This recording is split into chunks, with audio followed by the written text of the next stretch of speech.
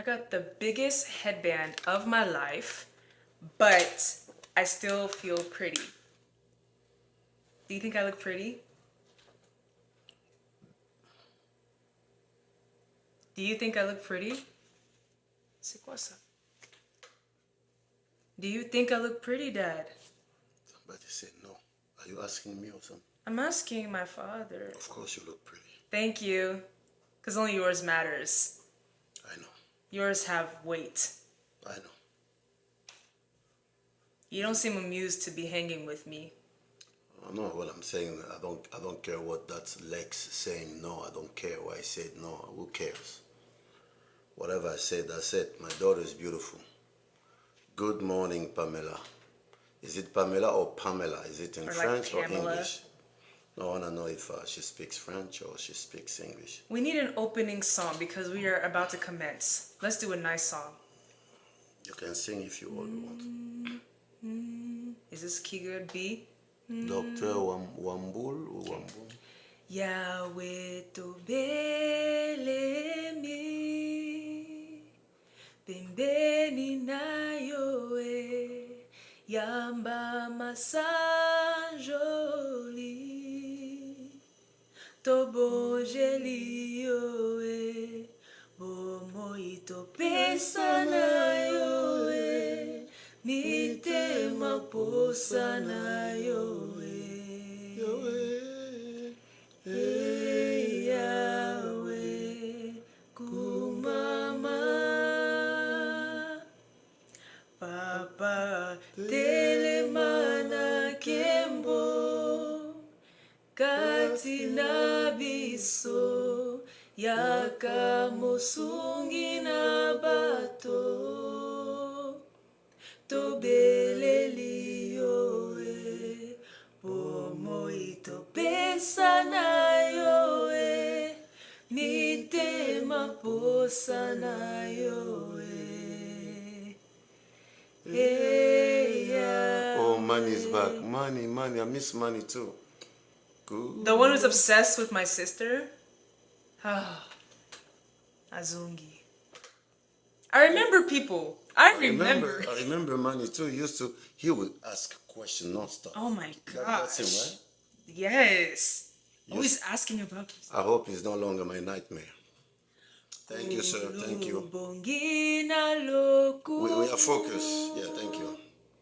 Yonde mo santu, yozali kolo na nyoso. We don't speak Swahili, sorry. Ibanga natalo, bo my father-in-law, Bandaes. Yoe, mitema posa na yoe. Yahweh, Hey, Yahweh, kumama. Merci beaucoup. You look so much alike. Yeah, she's my daughter. For the person who keeps asking, do we speak Swahili? No, but we can't sing in Swahili. Ndakushukuru namuna gani It's we. Takushukuru or Ndakushukuru? I heard Ndakushukuru. The spelling, I saw NDA. I think it depends if it's Tanzanian, Swahili, Zambian, Congolese, different type of Swahili. Me, I'm not Takushukuru. It's Takushukuru. But this one girl who we knew from church, she wrote Ndakushukuru. Me, I read Takushukuru namuna gani we. So why did that girl spell NDA? See, your dad is always right. I keep telling you. I've been... Jambo habari. I hope it's Muzuri. I stopped learning Swahili because I messed up. One of my best friends growing up, my childhood friend, was teaching me Swahili. And one day they had like a party. And everybody was speaking in Swahili. So I felt like, they felt like I was left out. So they are like, oh, sorry, papi, we are speaking Swahili. I say, yeah, I speak Swahili too. And I say, angalia kichwa yake mrefu. That's what he taught me. What does that mean? Big head. And who did you say that to? Just right there, randomly, I just said it so that they, you know. Why does Papa sound Congolese? Because he is Congolese. Mwanamboka. I'm Congolese 200%. What other Swahili songs do we sing? Niye mwamba ni salama. Niye mwamba ni salama. Niye mwamba ni salama. Bonjour, bonjour. Mbote mbote depuis la France, Paris. We were in Paris We were last year. last year, yes. Mwamba, mwamba. We were in mwamba ye. Rostanville, Romanville. Romanville. Romanville. Mwamba, mwamba, Yesu niye mwamba. Wa mapendo wa uzima. Wa milele, Yesu niye mwamba. Hallelujah. Mwamba, mwamba, mwamba. Yeah. Eunice Manyanga. You are Eunice Manyanga? Never. Her voice is so strong. I could never sing like her. Yeah. But do you speak French fluently? He does. Tu anapenda. Daddy, what is your favorite gospel song? Congolese gospel song?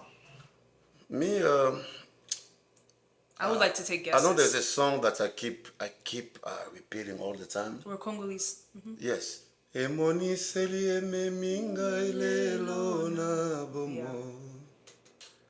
Nazuakie. That's not my answer though, but I realize. You know when Spotify gives you like a statistic of the song you've been repeating that's the song that's coming up. But anything Gael, anything Deningonde. Yes. Those are my favorite. Then once in a while I'll put it some Matu Samuel, I'll put it some Tomalo Kofi when, I want something to shake me up.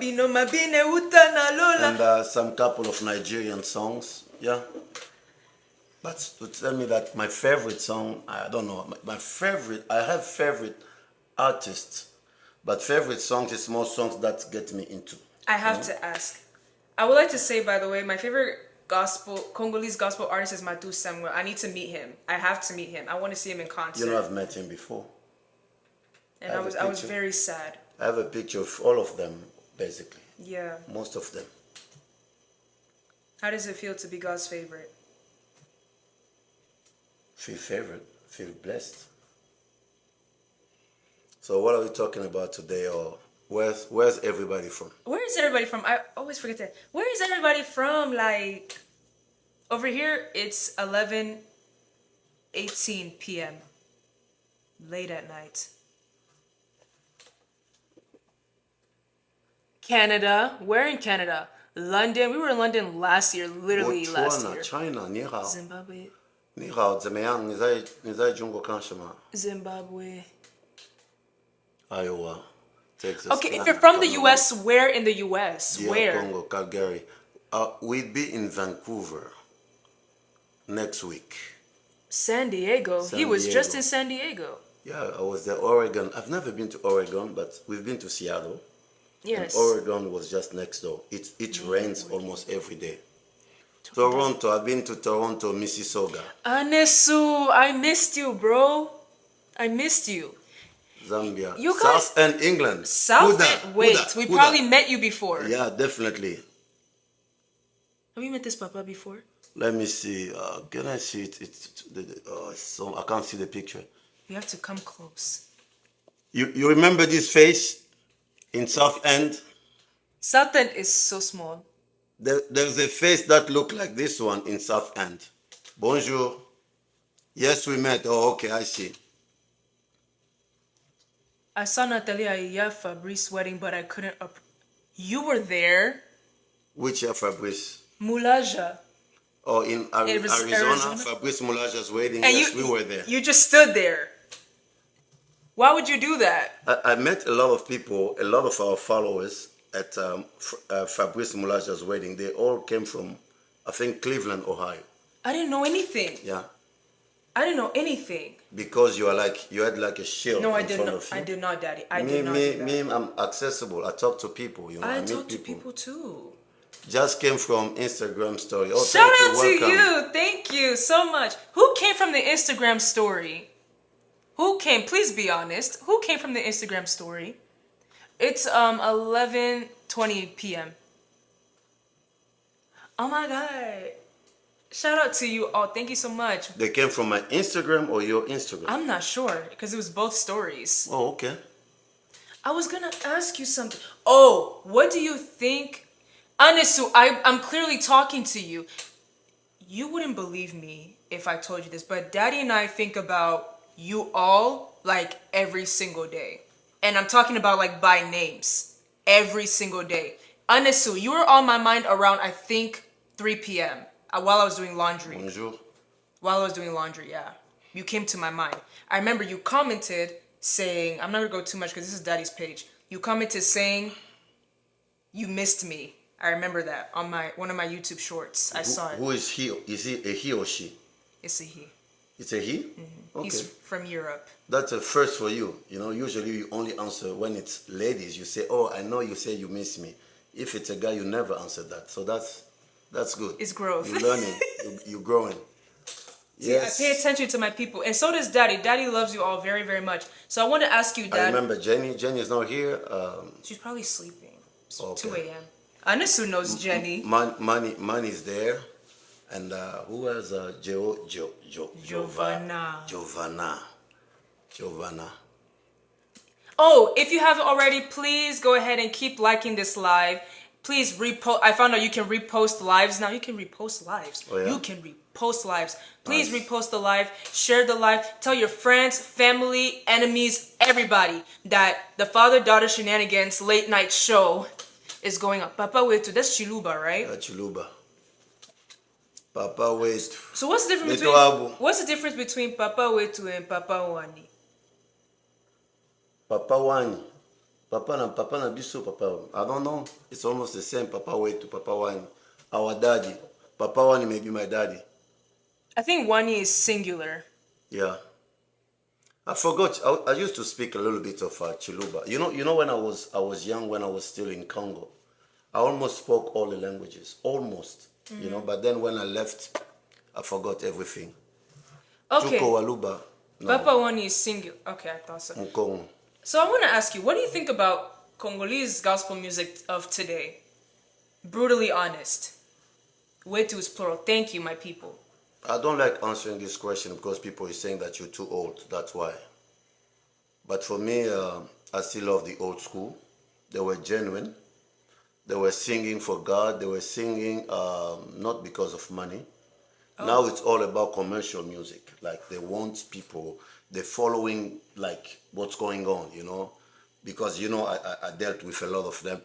Most of them, when they're thinking, you know, they want to write a song or they want to write new music, they want to listen to what's up there, you know. Oh, What's trending? yeah, the trending, you know, like Henri Papa played this song, you see that music, when you start that people will, it's like they focus more on how people will react on the song.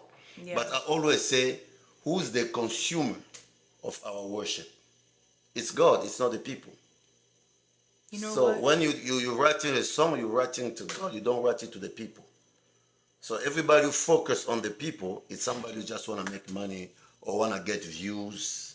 So I don't care if you don't like my style, you don't like the words, but if God accept my words, enjoy what I'm singing, then that's it. And once God enjoy it, He will spread it, He will put it in people's heart. And that's how you become famous. I'm trying to be like you. Your answer to this question was very poised, very kind.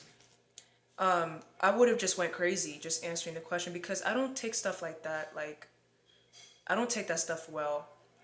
You know what I mean? Like Christian Congolese gospel music of today, I would say like it's a joke. There's no. I can't. People will criticize you, they say you've been hanging out a lot with your dad. I don't. But I feel God the Exactly. most with Gael, Deningonde. Let me be Matthew practical. Simba, Let me ask you know? a question, okay? Yes. You can give me a song that was popular like 2 years ago, and I'll tell you that now nobody cares about that song. Exactly. Anymore. But there are songs that was like written 30 years ago, You can say this. 40 years ago, and people still doing covers of the same song. Because always it do was that. deep. Yes, It was it very is. deep. Every new artist, I feel like these new Congolese, we're going to move on in a second. These new Congolese artists, I notice not only they sing old school songs at their concerts, but I'm also noticing that their music doesn't stick. It just doesn't. But if you want to take out the gospel part, if I were to drop names, I would say to this day people listen to Franco. Yeah, the To same this thing. If you day. go to the other side, people listening to Franco, Zyko. people listening to Kofi Olomide. To this day. And I don't care what people may say. Nobody's better than Kofi. Oh. I don't care. You can. The people they are famous. Yeah, they can fill up stadium. Yes, because probably they got sponsors. We got social media. They know how to promote their concept. But when it comes to the music, the content of the music, nobody comes close to Kofi. The music used to be poetic. Anything else, just people are just crazy because they support this artist or that one. But if you sit down, you think nobody's close to Kofi. Same thing with football. I don't care what people say, nobody's close to Messi, and I'll stick by it. And I'm a big fan of Ronaldo because he played for Manchester United. So that same thing. Last thing I would say before we move forward. I had a family member say this to me. This family member is Catholic. Shout out to this family member. You know who I'm talking about. I know who. I asked this And person. she looks like you? She does look like me. Okay. I asked this person if she wanted to come with me to see a Congolese gospel artist of today. If you know who I'm talking about, of today. The concert was literally 1 year ago. She said to me, I don't want to go because it feels like this artist is trying to get a cheat code to heaven. With that being said, if I wanted to go see Fali, I would go see Fali. If I want to go see Deningonde, I would go see Deningonde. I don't need to go see someone who wants to play in between. Because you saw It's like their mind is there. They want to be like the other side. Right. They want to be like them, but they already chose this side. So now they are, okay. Yeah, there are some Christians, so-called Christian singers or gospel artists, but that want to be as famous as Fali Ipupa, for example. They dress like Fali too. They want to dress, they want to have the same car, they want to, hey. Anyway, I don't like judging people. I make my own choice. I know what I like. It's a spiritual thing, and I don't play with my spirit. Definitely. I don't play with my spiritual life. If you know, you know. But even at the concert, when there was a break, there was no singing or nothing. It was just straight like atalaku, dancing. It gave wenge, werason. I don't really mind about the rhythm because it's music, Me, it's more about the. It was the dancing for me. Yeah, the dancing. Okay, people will say David also danced to the point that the queen was ashamed of him. People will say that, but was it that tight? They say, yeah, even his body starting showing up. But I don't want to use that as an excuse. There have to be a distinction between, the people who received Jesus and the people who didn't. So last thing I would say is at that concert, I did not feel the presence of God. But that was me. Maybe somebody else did, because the artist dropped testimonials of people from the concert, so I don't know. Good morning, good morning. I see Adonis. Is that flag from Congo Kabasele? I'm just kidding. Yes, guys. Hey, nice to have you guys here. Welcome. Welcome. It pains me after all this month people still talking about closet. It's really sad as grown-ups, as people supposed to be wise. People. I don't know if I continue to be like I'm insulting people. You know what I mean? It's really sad. That's what people don't understand about Africa. In Africa, we say what we mean, and we mean what we say. At the same time, we are direct to the point. At the same time, we may be talking in tongues, understand each other, but you won't understand what we're saying. So anybody who's real African, anybody with wisdom, understood everything we talked about. And the sad thing is people will just cut like a portion of a video and put it there to promote whatever they want to promote to get views. But if you had a chance to review the whole video, you give a whole explanation. You would have got it, anyway. Like why you sent him. You have to be politically correct all the time when you come live.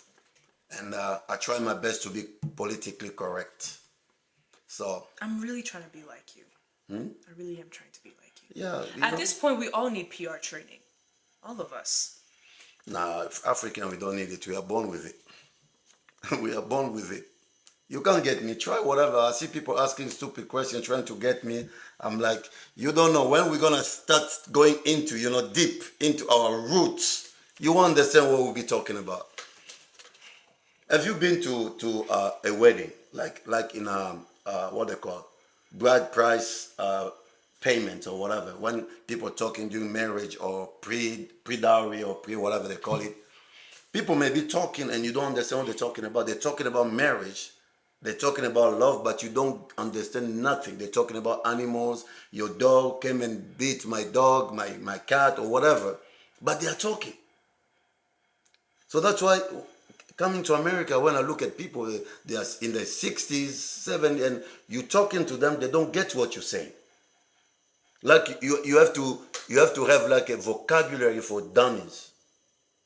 I don't know how to call that book. You know what I mean? Yeah, so and You so really for have dummies. to break it down. You have to remove all your gloves for them to understand what you're Whoever saying. created that series must be rich. Which That was series? very The popular. dummies. Yeah. Yeah. Like algebra for dummies. And people go buy it because they feel like, yeah, that's for me. But it I'm captivates dummy. you. Exactly. It gets people. That's how you Exactly. hook people. That my stomach feels funny. Yeah. Huh? My stomach feels funny. What did you eat? I ate something heavy. You ate whatever. You went to, I don't want to say the name, but Yeah, you no. guys went there Yeah. where you pick whatever you want, You put in a bowl. eat fufu. You know, I heard that somebody saying, oh, you have to be careful eating fufu because fufu makes you sleep. Fufu will do this to you, you get sick. I'm like, shut. Who cares? Lambalia. We don't care. We're going to eat fufu. We're going to eat fufu. The thing is, I had that big meal, but before that, I had fufu too. My grandma ate fufu all her life. She died at 98. You don't change your winning team. I'll eat fufu. I have a question, sir. Go ahead, but behave, please. Whatever questions you all have, please go ahead and ask. Please be polite. This is Daddy's Live. And I don't play with my life here. You don't block people. I don't block people. Lambalia, yeah, Lambalia di Bayoka. He say, I ask. Ask what? Ask Papa what advice will give a 90-year-old going to college for USA Army. 90-year-old girl or boy? I think it's a girl. It's a girl? Yeah. You saw the name? It says invite this person to join us, guys. I don't know if that person's watching. I love that about fufu. Yeah. I see somebody there like Fabrice. I don't think he's Invite Fabrice Moulaja to join. Is that Fabrice? I don't know if he's watching. I love your daughter. She's beautiful. Thank you so much. Where are you from? I'm from Congo, DRC. The World Cup. The DRC that play in the World Cup, not the other one. My stomach hurts. Okay, drink some water. Drink some water. Greetings from Ghana. Oh. Thank you. Miss you too. So Nata, go ahead. What are we talking about today? Argentina or Spain? I don't care. I don't give a damn. Oh. DX is out. He got the message. What do you mean? I didn't expect you to say that. I'm not supposed to say that on TikTok? No, it's just I didn't expect. There's nothing wrong with that. The World Cup is rigged. Argentina, I'm telling you, I don't care what the Rigged. outcome will be, but Messi is out of this world. I was talking to some friend. I told them I have the chance to watch Maradona. I watched a little bit of Pele's videos. I was so young then. But Pele's Messi that is old? different. Messi is 38 going 39, I think. He's- And he's still doing it. He's clean. He's still strong. For me, is the best. For me, my favorite player ever that I've watched was Ronaldo Phenomenon. R9. For me, that was the best ever I've seen as far as the skills, the power. It's a combination of everything. But Messi, respect. Even though I don't like Argentina, the way they play dirty football, all this that you can talk about, but he's just a pure talent. He's just a pure talent. Ronaldo worked hard to become what he became, but Messi he's born with it. He's born with it. Yeah. Yes, I understand soccer. I played soccer. My kids didn't believe me, and recently I went and I played. I have it on video, What and do they you mean couldn't I didn't believe believe? me. I had so much faith in you. They couldn't believe it. I still got it. Daddy flipped backwards to block a shot. I was a goalie, a very good goalie, and a very good forward. Yeah, it's football, not soccer. Call it whatever you want. Daddy, I'm in America, it's soccer. you wanna? We're gonna get into it. Ready? Okay. Yes. How long is too long to be a fiance? You pulled your muscles. Did you watch the game? Shodat Muluba. I'm probably 10% Muluba, I'll say. 15. 15% Muluba. What's How long is too long? How long is too long to be a fiancé? You know, me and your mom, we were fiancé for 6 years. Do you know that? And there are reasons behind that. We were still in school. The parents wanted her to finish her school, which I think it was a good decision. And I was patient. So, but let's say that you are already professional, you're working, your fiancé is working. It all depends on how really you know each other, you know, and if you're getting along. You know, nowadays, people, even 6 months to 1 year should be enough, because you guys now, you have the means to communicate almost every day. I know some people, they will just sleep and then they leave their phone on, they're talking, they see everything, like wake up in the morning, brush your teeth. And I mean, our time, it was like probably once a week for me to have a chance, like to see your mom. You know what I'm saying? So now it's almost every day. You guys can talk for 2 hours, 4 hours. I have a couple that share with me that the first day when they talk for 8 hours non-stop. Yeah. So, It'd be like that. so that means it's easier now to get to know each other. Even though, as I always say, the first time you're talking to somebody, you're not talking to them. You're talking to their representative. I have to ask a filler question. Yeah. What's the longest phone call you've ever had? How long was it? The longest phone call, I always say, if you really want to talk more than 2 hours, then I'll just drive, come to you. If we live in the same city, I'll just drive. So what's the longest? But 2? if you are the longest, no. 2, I've never reached 2 hours, no. For me, it was 9. The longest with who? Mommy? In We general. we used to pay every minute that you talk on the phone. Yes, I was you there. Guys We have, were scratching the you card. guys have unlimited minute. No, we used to buy a card and with 16-digit number, and then you start talking. So to this day. And then they will tell you, you have 2 minutes left. So to this day, the longest you've done was 2 hours. I think 2 hours. I don't remember if it was with mommy or my brothers or sister, or it was a family thing, but I think so. Hi, everyone. What's the longest phone call you've ever had? Please tell us in Or the Gen chat. Z, they will tell you 8 hours. For me, it was 9. There you go. You guys have nothing else to do. That's okay. You have nothing else to do. Look, another 22 24 hours. No, that's a telling lie. you, that Gen That's Z, a I lie. bet you it's a Gen Z. 10 hours. 15. 10 hours. Okay. Because me 3, personally, if we live in the same city, 37. and I feel like we have to talk for more than 2-3 hours, I'll drive to you. But you're so strict. You don't let me just drive. I'll drive to you.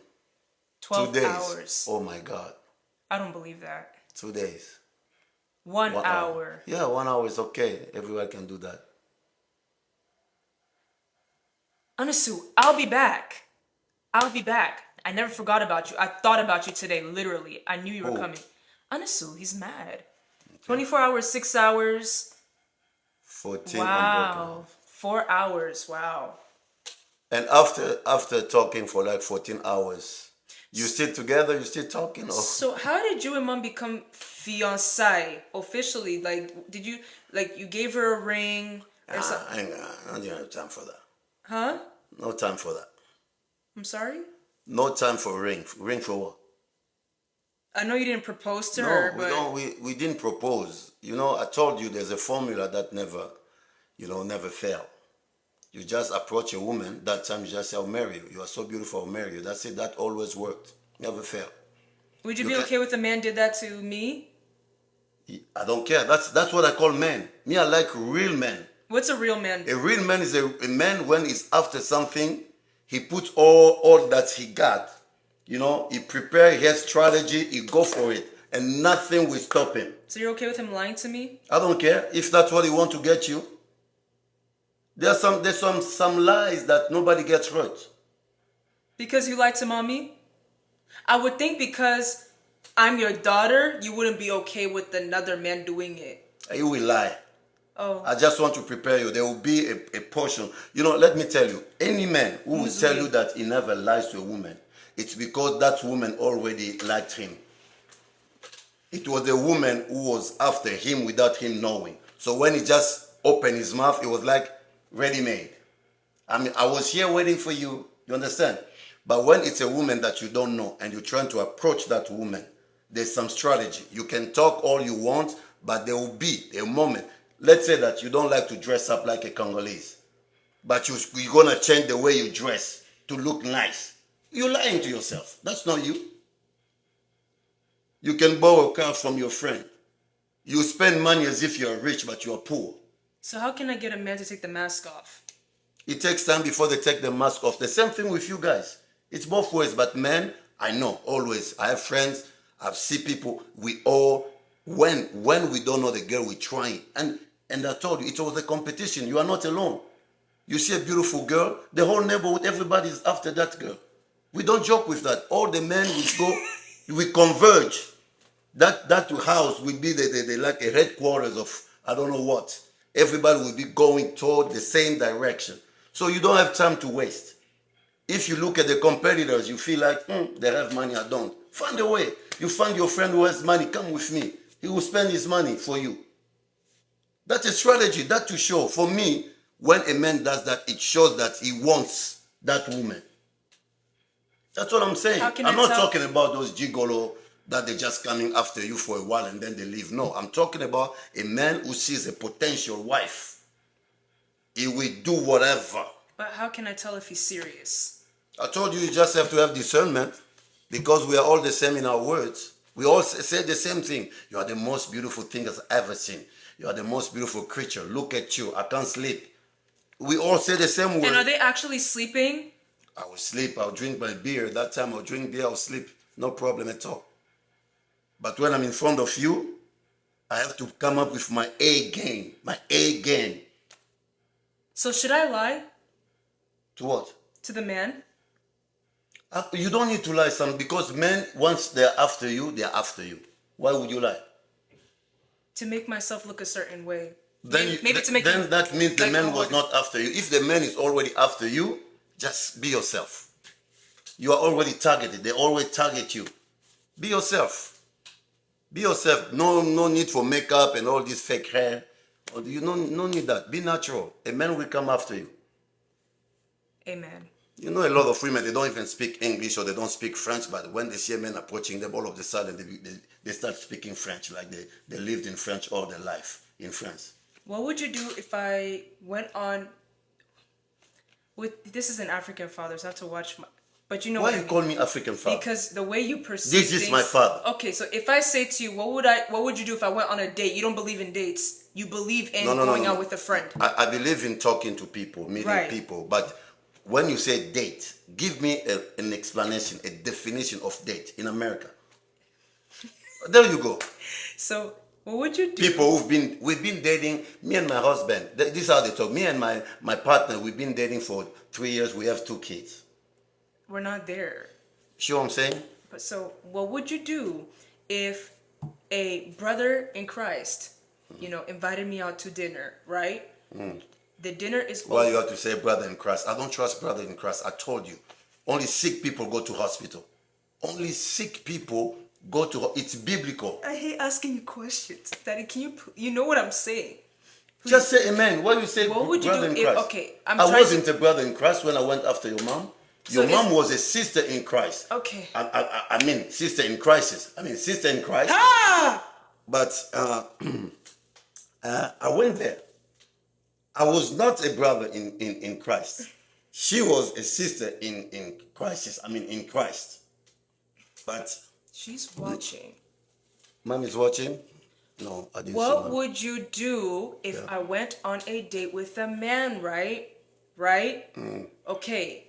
And towards the end of the date, I call you crying, saying, Daddy, this man had me split the bill with him, what would you do? That's the problem with you, Gen Z. Me, when I went, ask your mom when I went, you know, first of all, it was in China. What would you do? When I was in China, that's what I'm getting there. Oh, I'm getting there. When I was in China, our means of transportation was a bike, right? But every time I went out with your mom or I went to see her, I'll take a cab. It's an investment. I was investing for this future. I was investing for this future. You understand what I'm trying to say? Okay. For this future. So I will spend money, get a cab, I'll take her around in a cab.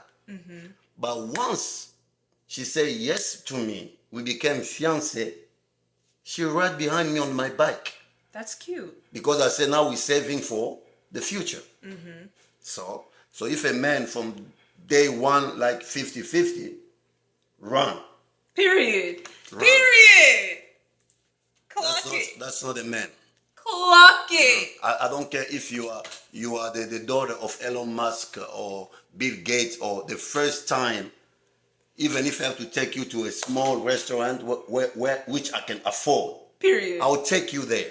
Period. If I can't afford it, I'll take you up to the mountain. I'll say, look at the city, look at Las Vegas, look at the lights. Just beautiful having you here. This is the most, like beautiful And scenery. real women love simple things. Exactly. Sentimental things. Yes. We're not asking for boats, whatever, on the first day. Absolutely not. Real women. I told you about our wedding, right? How many people showed up, right? 30. Well, no. You said your Less wedding than had 30 people. I But thought how you- long we've been married? Almost 30 years. Almost 30 years. So you see, it's not about that grandiose. Yeah, real wedding women or don't need whatever. that. We don't need all that. Me, I'm not for that. Me, it's all about doing what you love, not to show off, not because other people want to see you having a big wedding. No, if that's what you want, fine. But I don't do it to please other people. I did it for myself. Would you be okay with me marrying a man who has children? I always say that everybody deserves a second chance. Right. Because there are some people, they end up having children not because it was their fault. Maybe they are widow or widower. Maybe the wife or the husband was the problem. You understand? So they still have that chance. Right. But you have to take those children under consideration. Like me, when I met your mom, I was by myself, she was by herself. So it was our decision. But when you're going into marriage, that man with children, I think he has to consult with his children somehow. Because he's bringing somebody in that, in that bubble, if I can call it so. So I think he deserves that. If he's a good man, you have to find out why the wife is the mother of the children and is no longer there, what's happened. Try to know the background story. Try to find out what happened. And if you feel you are strong enough, let me put it that way, because you don't know the kids. Kids, sometimes it's hard for them to welcome a different mom, a different whatever. So it's just how you talk, because I've seen men with daughters and being good husband to their new wife. You know what I'm saying? It's all about, because their mom will always be in the picture if she's still alive. And even if the mom is not alive anymore, the in-laws, the in-laws will be, the ex-in-laws will always be in the picture. So they'll be looking at you, judging you, how you're treating those children. But still, once you love somebody, you have to love everything that they bring. So, Like me, I love your mom. I have to love all the in-laws. Whether they are tall, short, fat, stone, you have to love everybody. And I have sisters that are crazy. My mom had to love all of them. She has no choice. so essentially, you're okay with me marrying someone who has children? That's not my decision. I keep telling you guys, I'm not that type of daddy. It's your marriage. It's your marriage. It's our wedding. I always say, it's our wedding. I have to be part of your wedding because our wedding. It's a moment of pride for me too, as a father. But it's your marriage. If you feel happy with that man, so what? Because me, there are people who didn't want us to get married. And I don't want my daughter or my son to go through that. I pray for you to get a good partner. That's my prayer, because it's a long journey. But I'll never come in between and tell you yes or no. You have all the advices you need in the world. So it's up to you to make your decision. Would you all marry someone who has children? Yes or no? And please say why, if the chat allows it. We're just curious. Daddy, are you ready to read some of their answers? Let's see. Would you marry somebody who has children? Why? A question is asked and somebody saying come out of the closet. You see what I'm saying here? How people are crazy? That's Gen Z right there, Gen Z. This person said, no, I don't want drama. I hear you. How do you know there will be drama? You never know. Good. Yes, if I love him enough. There you go. I heard someone tell me that was the biggest mistake they've ever made in their life. That's what I'm saying. Doing Nothing is perfect. Doing that because you love a man. I'm gonna accept his kids because I love the man. You. I don't believe in that. Everything. There's a risk in everything. There's a risk.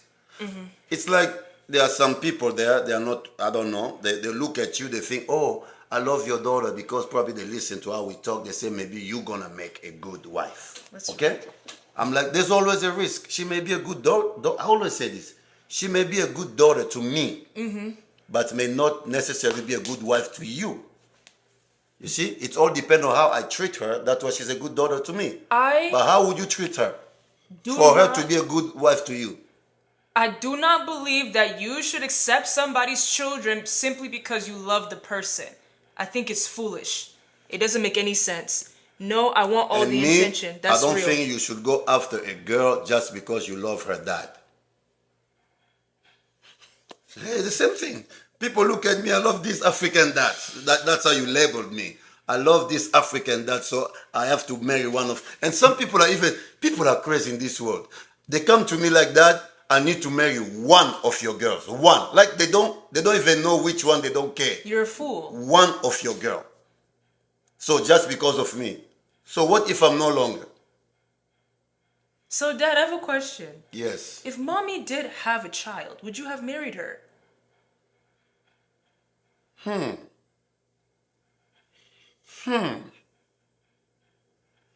would say it will depend. Okay. As I said, it's always about the story behind. It's always about the story behind. You know? Someone said, I would be with someone who has, like a woman said, I would be with a man who has children if the mother of the children is dead. That's the only condition. Yes, because as I said, that's his decision, her decision, because the mother of the children will still be around.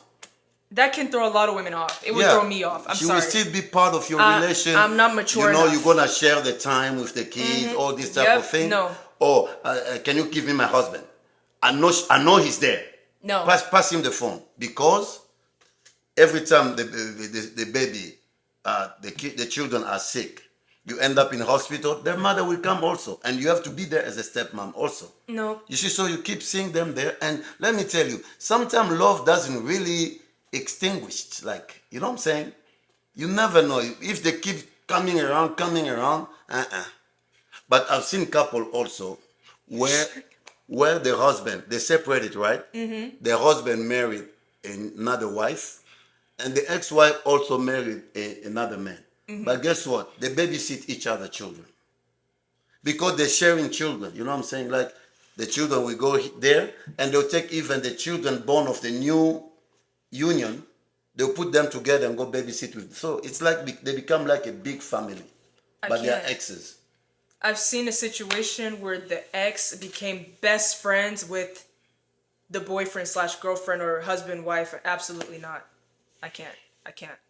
Dad, did you watch the football game yesterday? Don't even start me there. You're gonna mess up this because I love we have football. we have a good flow going. So more people have joined the live. Thank you all so much for being here. Thank you for joining my lovely father's live. Daddy, say hi to our new people. Hi. Hello. If you are enjoying the live, please continue to like it and please continue to repost and share it with everybody, as many people as possible, because we're having an interesting conversation. Right now, we are not talking about coming out the closet. We're talking about, can you be with somebody who has children, yes or no?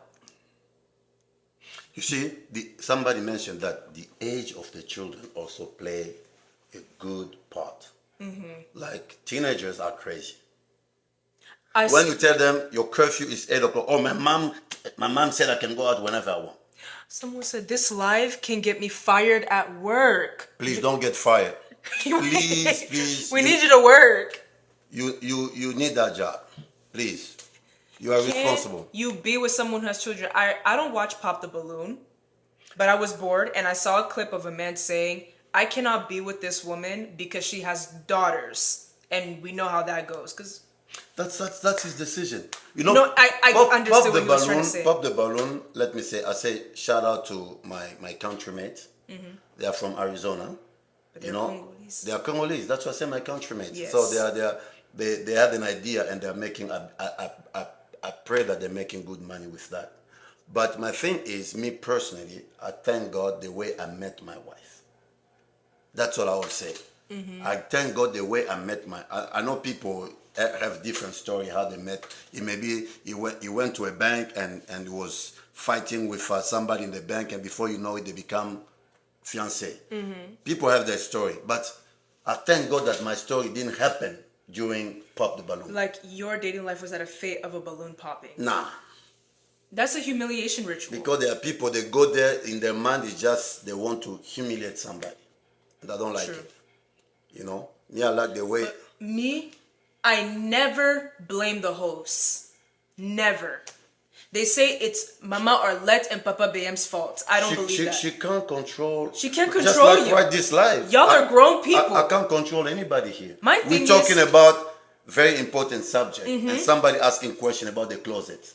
How can you control them? Exactly. So, these are grown people who chose to come onto the show and be embarrassed. Yeah. Mama Arlette is just enjoying the money with her husband. I don't understand. But the thing is, everybody knows Mama Arlette in one way. Me, I knew Papa BM first. Yeah, I don't know either of them. I don't know them, which is a surprise because I lived in Arizona for a while. I live in Tempe, remember?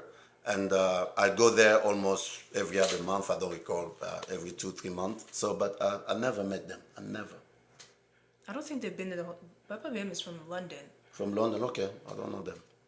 Yeah. I didn't know. I knew BM first. So I didn't know that Mama Arlette was Papa BM's wife. Because I was like, oh, isn't she the one from... Oh! It was like that. That age of the couple to depend on that, yeah. You know, when you have grown-up kids, probably all your kids also are married, they tend to encourage their parent, the divorced parent or widow parent, they tend to encourage them like that, you need somebody. You need somebody. So those are the kids that will really, like support you. Because they're all grown-ups, they understand marriage, they understand having somebody with you. So they tend to encourage that the father, like, Dad, I saw a woman, she's beautiful. Our new neighbor, she's beautiful. I see kids doing that to their dad. Because they understand. But those teenagers, the Gen Z, and then Gen Z is the problem now. Did I give you trouble for real? You were not there when I met your mom. You were not there? No, but like when I was like a teenager, I'm 20. You're still a teenager to me. I don't care. I'm 22. So? 23 in 2 weeks. It's not about the age sometimes, it's about... The tibia. The tibia. The tibia, c'est dans le tibia. Yeah, now I love Gen Z. You know why I love Gen Z? Because they think they are right, but they're always wrong. Okay. Yeah, you just give them time. You give Gen Z like 2 months, 5 months, they'll come back. I hate it, Daddy, but you are right. But the thing is, I feel like I should get credit because I always say that you're right. When I get humble, I always come back. But most people don't do that. I love it, but then I say, why don't you just listen? That's because fair. If I ask you a question today, I said, please remind me the only time that I was wrong. You've been wrong about a few things. Yeah, remind me one. I don't want to say it in front of people. I don't care, we're alive. No. You see? That's family business. You know what I'm talking about. That is always right. No, there's some topic is like general, like, football wise, this team will win, this one will lose. I'm not talking about that. Like life advice. If I tell you, for example, beware of that person, this person, that family, or what you're trying to, those type some of the most important decision of your life. When I say, okay, don't do this or do it this way, most of the time I'm right. I'll say 99.99%. I'm always right. Simple. Okay. Because sometimes it's not about education like you went to school. It's about the life that you live. I've been around so many years. You were born yesterday. Okay. You were born yesterday. I can still see you crawling. Okay? So, I feel like when I turn 40, you're still going to say that I was born yesterday. because there will be a gap. There are things I'm still learning today that you haven't learned yet. You don't know how to be in a marriage. You don't know? I've been in marriage with women. And not just any woman, Congolese woman, black, Congolese. Is it hard to be with a Congolese woman? Nzambi. That's why I tell people come to me and ask, how are you? Why is it that you are faithful to your wife like that? What's your secret? I say, I can't manage one. You want me to have two? That's my secret. I think you need a better answer. No, that's my answer. One is enough. Oh my God. One is enough. I'm trying I don't to want to go for save 2 you. or 3. No, don't save me. Oh. Don't save me. I can save myself. One is enough. I can't manage one Congolese woman. Oh my God. You want me to have 2, 3? That's my secret. And then my other secret is the devil you know is better than the angel you don't know. Leave me alone. I Don't love my save wife. me. I don't want to be saved. Don't save me. I don't want to be And saved. you guys will come judging people in their marriage. I don't judge anybody. I don't judge anybody's marriage because I always say there are no two marriages that are the same. Every marriage is unique. Try to make your marriage work. Don't copy me. You don't know how crazy my woman is. You don't know how crazy I am to my woman. That's our business. Leave us alone. You can get 2 sets of twins. They married. You're going to have 2 different marriages. That's how it is. Do you know that I appreciate you very much? I'm your dad. You're supposed to. I always tell you, you are my daughter. I have to appreciate you. But I love adoptive kids because I chose them. All right, I need a drink. You better go get a drink. I didn't choose you. I didn't choose you, but I longed to have you. I wanted to have you. But adoptive children, I'll choose them. There will be plenty. I'll go and choose the best one. I'll check their medical history. I'll check their brain. I'll take them to a psych. Yeah. I'll do all that before I pick one. So But- you regret having me? I don't regret having you. End up like beautiful children. I don't regret, but what I'm saying, I wanted to have a child. I wanted to have a child, but I didn't know it was gonna be you. But thank God you look like me and you're beautiful and that's it. But if today you say, Daddy, are you gonna adopt? Come on, I'll have a choice. Like Jesus chose us, we adopted. See the privilege of being. That's why, hey, if you adopted, don't worry. Like America adopted me. America chose me. There are other people going back, being sent back. I'm sorry to say that, but at least America chose me. Why would you say? You don't understand. I'm trying to explain to break Why it would down. you say that? I'm trying to break it down for you. Because Jancy, I'm trying to break it down so you understand what I'm trying to say, being adopted. Okay?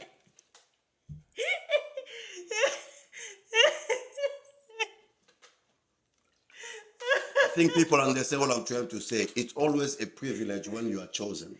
Yeah. So adoptive children are chosen. Most of them. We need to change the name of this show. We have to warn people. We have no PR training. We have no filter. We're unscripted. We're not reading off of anything. Like,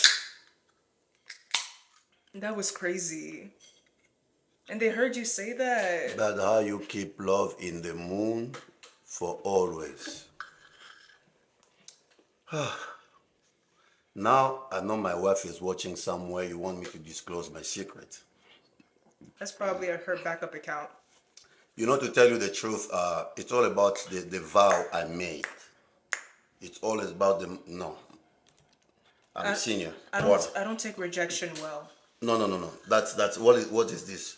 Coke. Okay? I don't want it. I want water.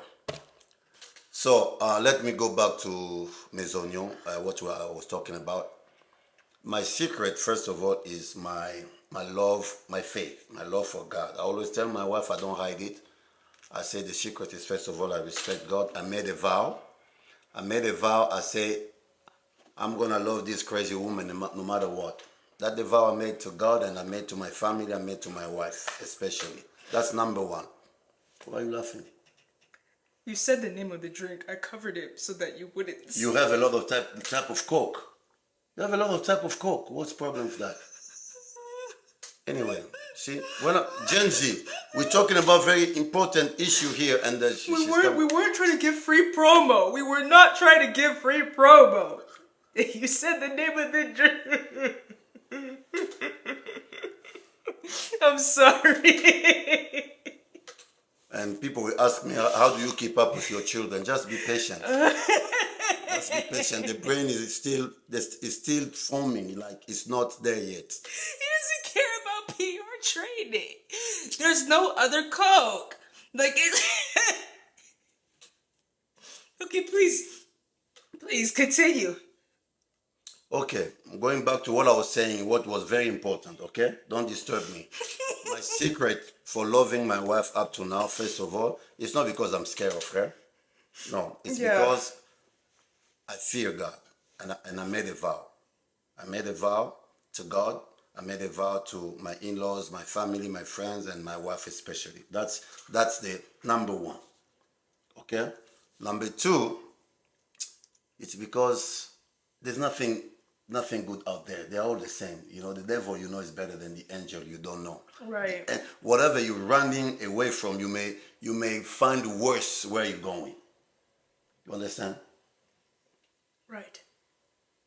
I can have 99 reasons to leave, but I have one reason to stay. My love for God.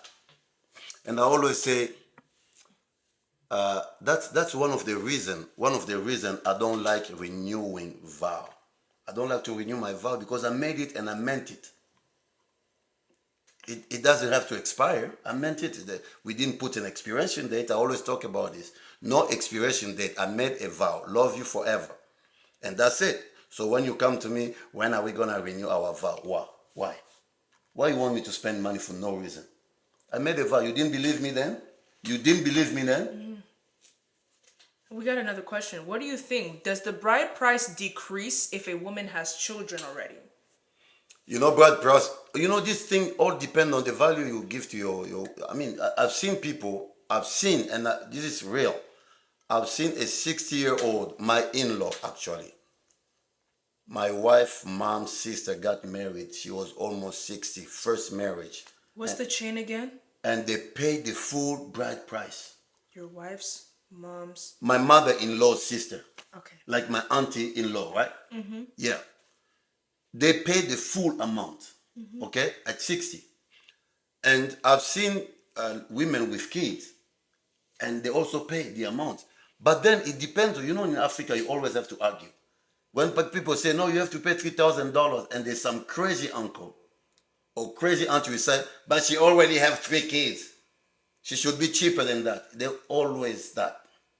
So you never know what some crazy uncle will say. But that causes that misconception that the woman's value is in the money. No, nobody, come on. Let me tell that Elon Musk come today say you're going to give me $1 billion. And that means that the price I'll put on you. I'd rather have you than not that 1 billion, than having 1 billion, not having you. I love you for that. You understand what I'm trying to say? But my thing is... So people who come saying that, oh, you're selling your daughter, they're just crazy. I ain't selling nobody. But that's how it works in my country, and I will respect it because I faced it. It was tough, but then I loved it. I came out like a man. But in this house, that's how it applies. But in other people's homes, they feel like they have to go higher because their daughter's valuable. They're just being needy, crazy, and money hungry. Money hungry. They want to start a new business with that money, and it's not always money. We keep saying this. It's not always about money. Bride price or dowry, it can be a cow, it can be drinks, whatever the family want to ask. It depends. Some people will just say, give us a certain amount of money. Some people will say, okay, buy clothes for the mother-in-law, buy this for the grandma, buy a bag of rice, it depends. Every tribe has their own thing. And if you go to Indians, the woman has to pay. So, Would you be okay with that if I did that for my husband's culture? your husband what? Where I have to pay his dowry? Exactly. Me, I always advocate that I want you to respect your husband culture. I'm all about respecting your husband. Oh, okay. That will never change. So if I, they I, say I said it in one of the videos. I don't want my wife to love me. I want my wife to respect me. So if I'll they- love her, I'll spoil her. Just respect me, be obedient, be submissive. So if my husband's family asked for me to pay their son's dowry, Because that's who sent you there? Who sent you there?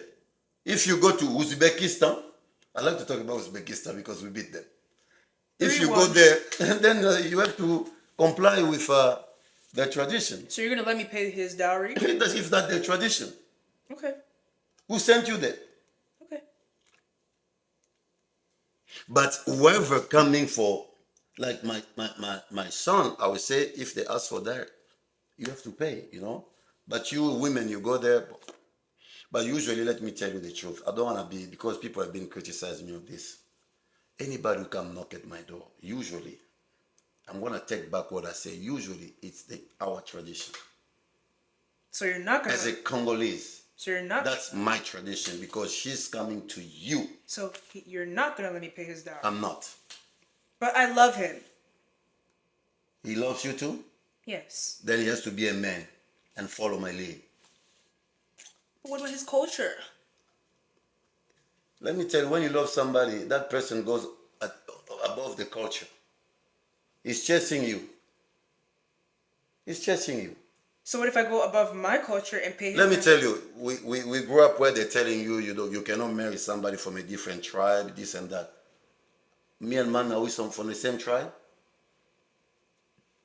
No. I have a very petty I question. told my dad I found the woman of my life. That's it, period. She asked some question, the family, I say yes, that's it. Daddy. And you know what my dad told me? Because these African parents are very, very wise. This is what he said. Okay, since you chose your wife. You see those words? Okay, since you said that you found your wife and you chose your wife, to tell you that I'm not responsible for that. That's you. So that's the same thing I'm saying. It's your marriage, our wedding, but your marriage. Father, Dad, what do you think about boys who braid their hair? Let's talk about the combo: braided hair, piercings. They are not my kids. They are not my kids. That's all. If I see somebody with I know that that's not my child. I'm not criticizing them. Their parents allow that. They like it. That's their business. But if I see one, I know that that's definitely not my child. So what if Joel, Yeah, I'll kill him. You know that. they're just piercings though. Just piercing.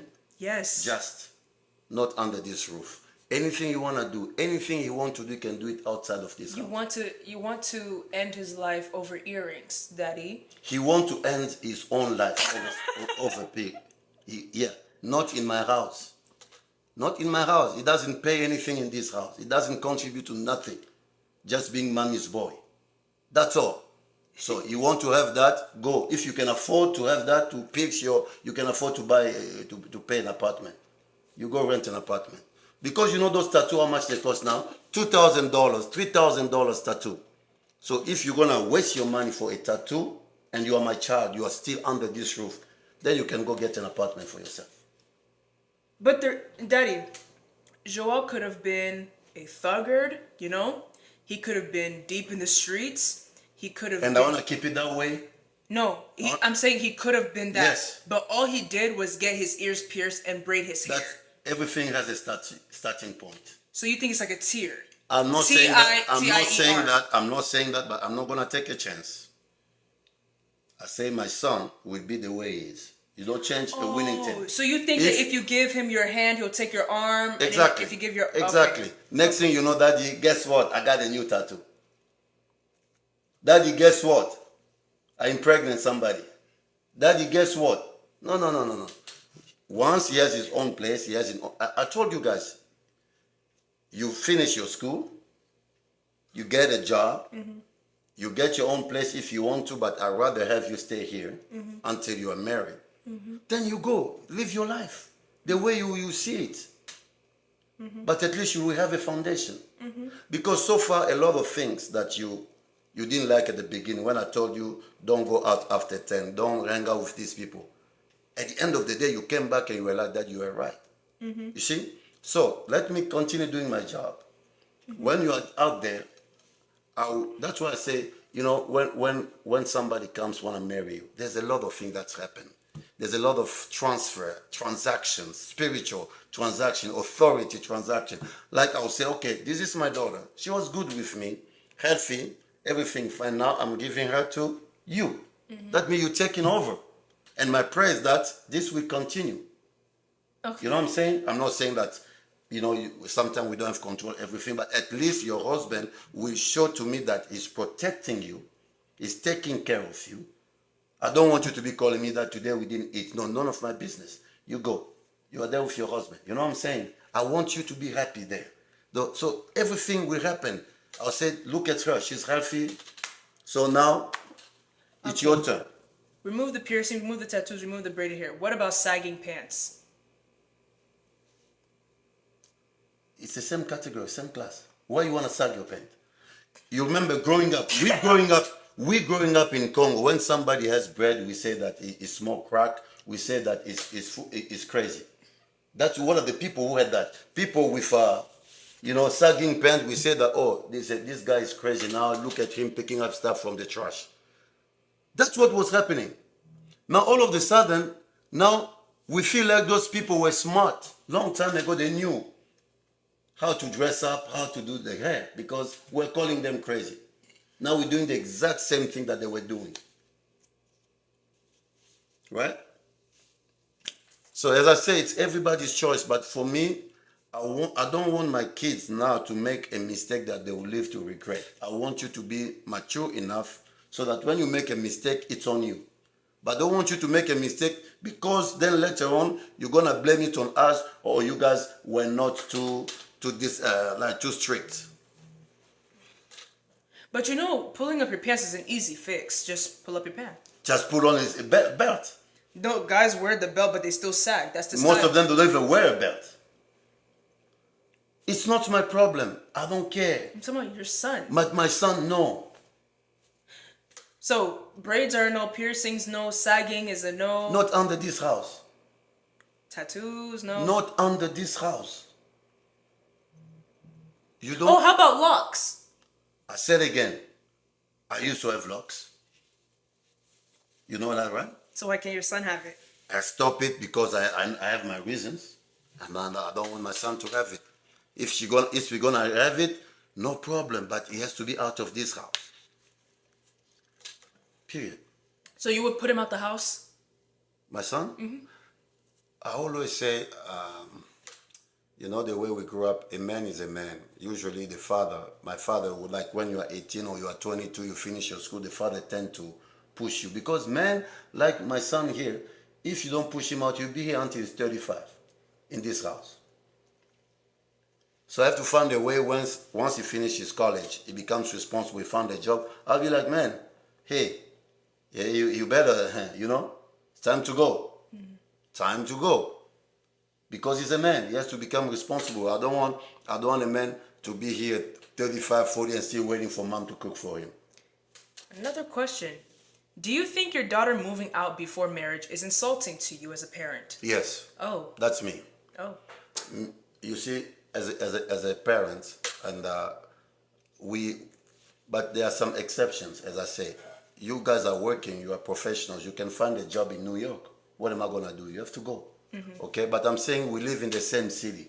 Why would I allow you to go and spend money somewhere? And especially in America, people knowing that in this apartment reside a single lady.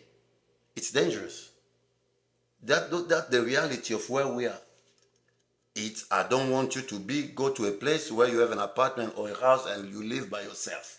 I watched a lot of Forensic Files. And I don't like that. I won't feel safe. I won't sleep. That's why I rather trust you in. You won't sleep. Like with somebody who's married. You are married. The husband is there. For me, a husband, even if he's short, his skin, whatever, but at least I'll know that you are safe. But with somebody. You won't sleep at night. You're my daughter. Aww. You are my daughter. I'll be here, and then you're somewhere there by yourself. So you do care about me. You're sitting next to me. You're still alive. Asking those stupid questions, and you're asking me if I do care about you.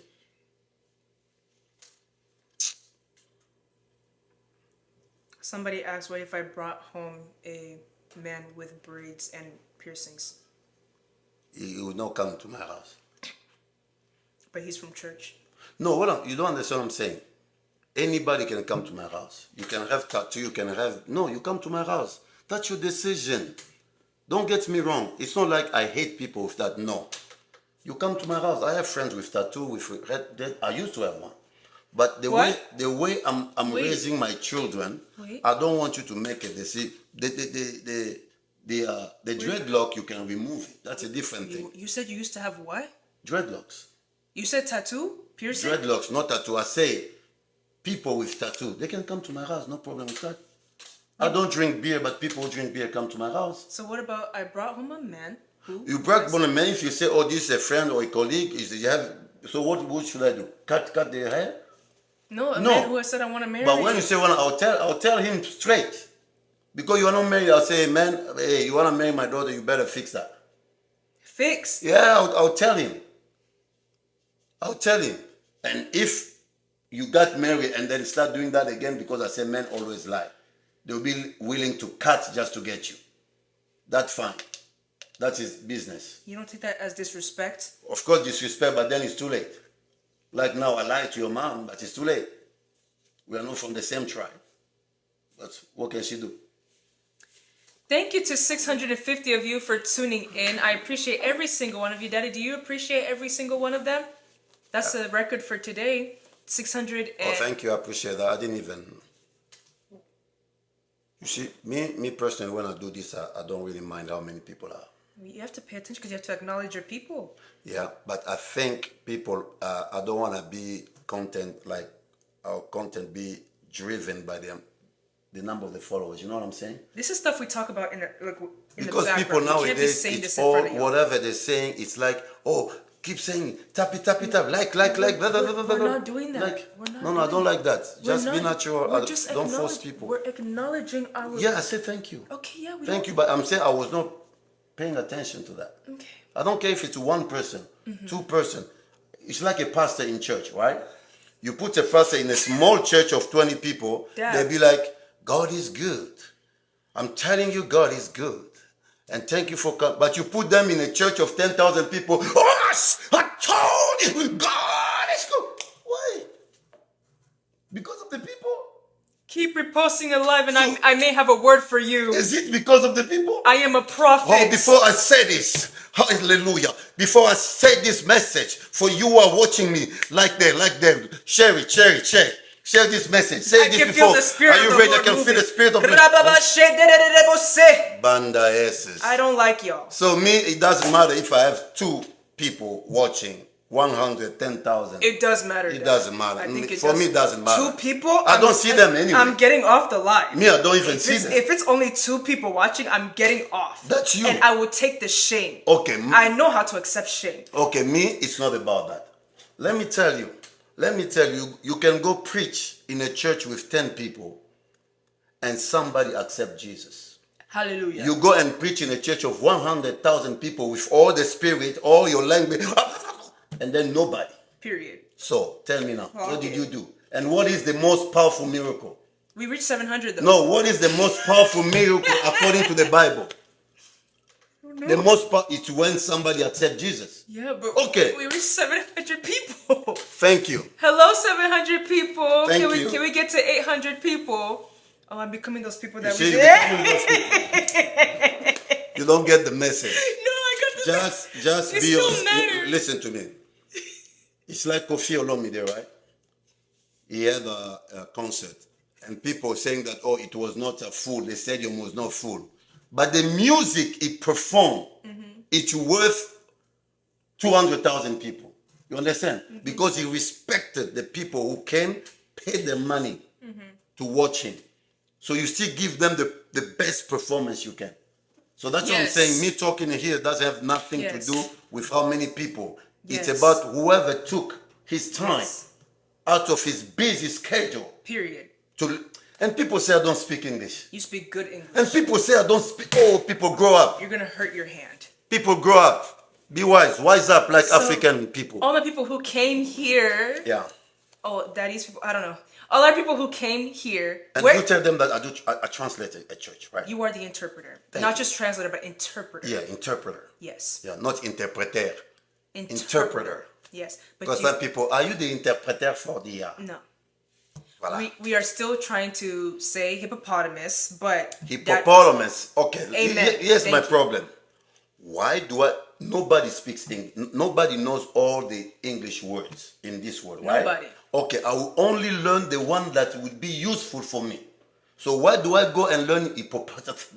Because when we were growing up, we had to label animals. But we've been here for how long? We were watching, when was the last time we went to see hippopotamus? Elephant, yes. I know how to say elephant, right? When we were watching Madagascar, you saw Gloria with the giraffe. That was a hippopotamus. You didn't want to say hippopotamus. You say hippopotamus. I don't care. I don't use it. Knowing that word or using it doesn't change my life. It doesn't bring anything to my life. Okay? You were educating us. Yeah. And oh my gosh, I have to tell you all. Daddy cannot stand Barney. He does not like Barney. I am finding out at my big age that Daddy does not like Barney. And I to this day, I don't fully understand what was wrong with Barney. I love you. Yes, the dinosaur. You are stupid, like singing all the time. Doesn't teach kids anything. We talked about it last time anyway.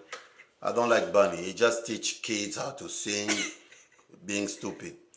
I don't love Caillou. Caillou teach kids how to be stubborn. I don't like it. I love Elmo, period. I love Elmo. But Barney was singing songs that means I love you. I don't care. You. I don't care. I'd rather have a child who can speak than a child who can only sing. I wasn't singing to you all the time.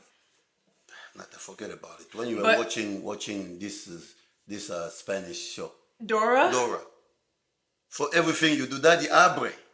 Daddy cuidado. For what? Cuidado, there's no danger. Cuidado. No. What was the one to the Christmas? Something about montaña. Daddy, wait. It's there. A la cima de la montaña. I'm like, oh my daughter, come on, learn some Lingala. Stop la cima de la montaña. Sabado. Swiper, no swiping. Yeah, swiping, no swiping. Once swiping, no swiping shows up, that's it. He messed up everything. Ambiance, baby. Swiping, no swiping. I liked his bandana though. He had the. I like Elmo because Elmo, even as an adult, as a parent, I learned something. But Bunny, nah. But the worst show ever. Please, if you are a parent, do not show your children this show.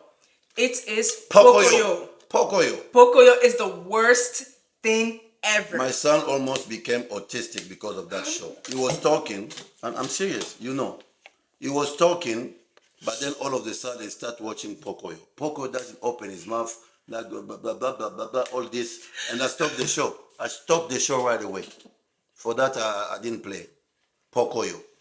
They ask him the name, he doesn't want to open his mouth.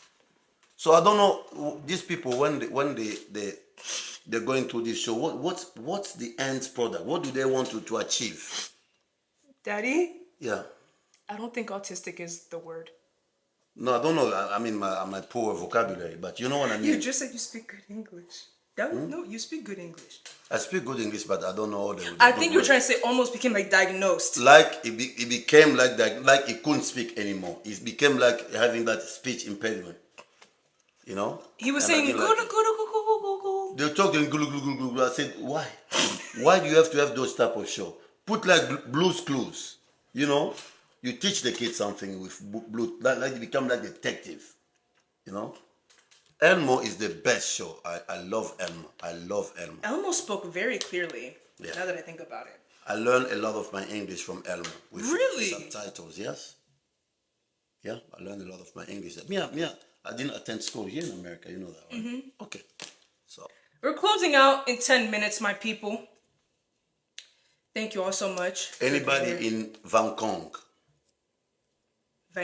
Vancouver. That's how we call it. Vancouver, Hong Kong. I'll be there next week just to take a break from all these crazy kids. China, wow. Yeah. I was in China. I spent 11 years in China. What part of China are you in? Thank you. Beautiful, intelligent. Thank you. Good morning. Yeah, somebody was in Vancouver last weekend. Yeah, we've been in Vancouver before, but it was just for one night. Yeah, go over. That's why I want to go back there just to spend some time. Nanjing, Shanghai? China. Shanghai. I spent 10 years in Shanghai. I was in Meilonglu, not far away from Shijimen. We are Congolese, yes. Very Congolese. And for the Congolese... As Congolese as it gets. Yeah, the very Congolese. Okay. Did you like Peppa Pig? What is Peppa Pig? Peppa Pig? I don't remember. The pig. Norway, wow. Norway, good performance The one with during the the World British Cup. accent. Teletubbies. No, I need to show... What about not Teletubbies? Teletubbies. I have to show Daddy a picture. Cocomelon? Tozali depuis Coco Paris. Melon, Oh, do Paris. not show your kids Coco Melon, please. Paris. It's gonna fry Oh, your England, kids. I'm sorry. England, I love being in Tottenham at Coco Belle Melon. Congolaise. We're talking about two different things. Coco Melon is Cameroon, going to... yes, my friend is from Cameroon, from Douala, Bertrand Etundi. Coco Melon is... Zimbabwe. Yeah. is going to fry your kids' brains. Do not put your children onto Coco Melon. Please. I need to show you Peppa Pig. Oh my Lord, it's almost midnight, 1 o'clock in the morning. I'm a senior. We I used to gotta be go. up until 3. Kenya, Nairobi, been there. This is Peppa Pig. Peppa Pig. No, I've never watched it. It's new. Would you go back home? Yeah, I always go back home. I go and come back. My kids, you know, it depends. You know, if you still have a teenager, I think you have to stick around. That's my decision. Once they're all grown up, then I'll go back. No, really, I'll be between, you know. I'll have one leg there, one leg here. I just started noticing Gracie's Corner. I would say Gracie's Corner is a bit overstimulating for me. Like, I don't know if I would put my kids on that. It's overstimulating. You do like it. Okay. Natalie, I'm a senior. Miss, I went past my bedtime. we're going to be here another 5 minutes. Okay. Paw Patrol is great. I grew up watching that. I'm 22. We're really talking about this. Yes, we have to talk about it. It's very important for the babies. I care about the babies. Not all these parents are here in America. Miss Rachel, she's all right. My people, I prefer old shows. Daddy, you want to go to sleep for real? Yeah, I'm a senior. You really want to be done? Okay. It's almost 1. Thank you, everybody. Okay, give it 5 minutes and then we Oh, finish. I was about to close. Okay, so last question then. Let's go. Last Tom and question. Jerry is amazing. Tom and Jerry, yes, Oh, you know Tom and Jerry. of course. Someone asked, how do you feel about Disney Channel? Can I say? Disney Channel, I hate it. Yeah. Yeah. That's why hate I don't know High School Musical songs. Why did you hate Disney again? Because I always feel like I'm fighting against Hollywood. Raising my children like I have to fight them. You're showing your children this, they show. Can you have Disney Channel, kids focus on that, it's always about boyfriend, girlfriend, blah, blah, blah, blah. The whole show is about that. You see a teenager like 13-year-old, 14-year-old with all makeup. For what? Don't use makeup until you need them. May you never need makeup in the name of Jesus. You need it one day. But don't use them until you need them. Yes, Daddy hated Disney Channel. He was okay with passion. He was okay with Disney Junior. No, ew! Playhouse Disney. I don't know Disney Playhouse Disney.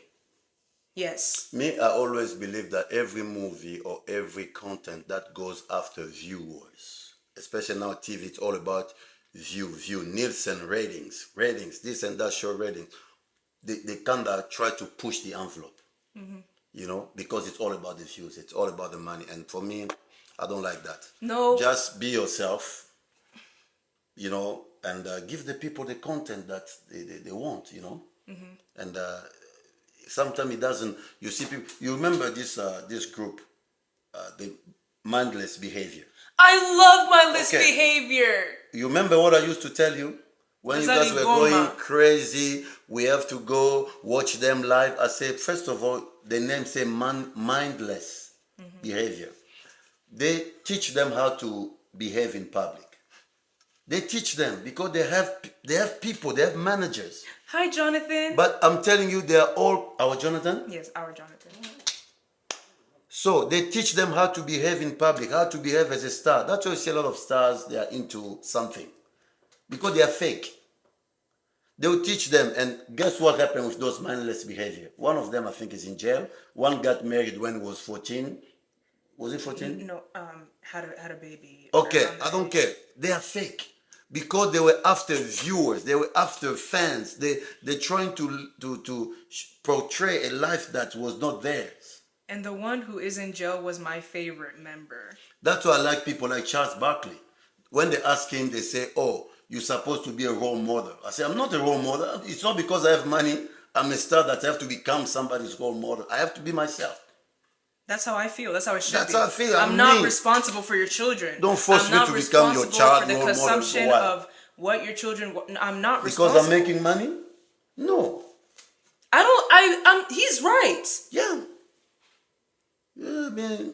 Some people be like, you can't act like this because my child is right here. Put your child away. Look at all these politicians when they do their campaign. To show that they are family men, they're trying to kiss their wife in public and they have all the children around. Banda S's. Those are fake. You saw Macron get slapped. Huh? You saw Macron get slapped. I saw my French with slap. You know that? But in public they start laughing. Can you imagine? You got just slapped, but then you have to smile for the cameras. That's not a life I want to have. Me, I want to be able. You slap me, I slap back. We start fighting in front of people. That's life. I don't want somebody like people will come to President Obama. Why would you? It's not good, black president. A real black man would be like, man, what are you talking about, man? What are you talking about, man? I'll see you in the street. I want to be that. I'm from Crenshaw. I want to be that. I don't want to be fake. But I don't That's why I don't want to talk politics. Sorry, it's not politics. That's why you see Obama. Very good, we love him. But me, I don't like his style. I think it's fake.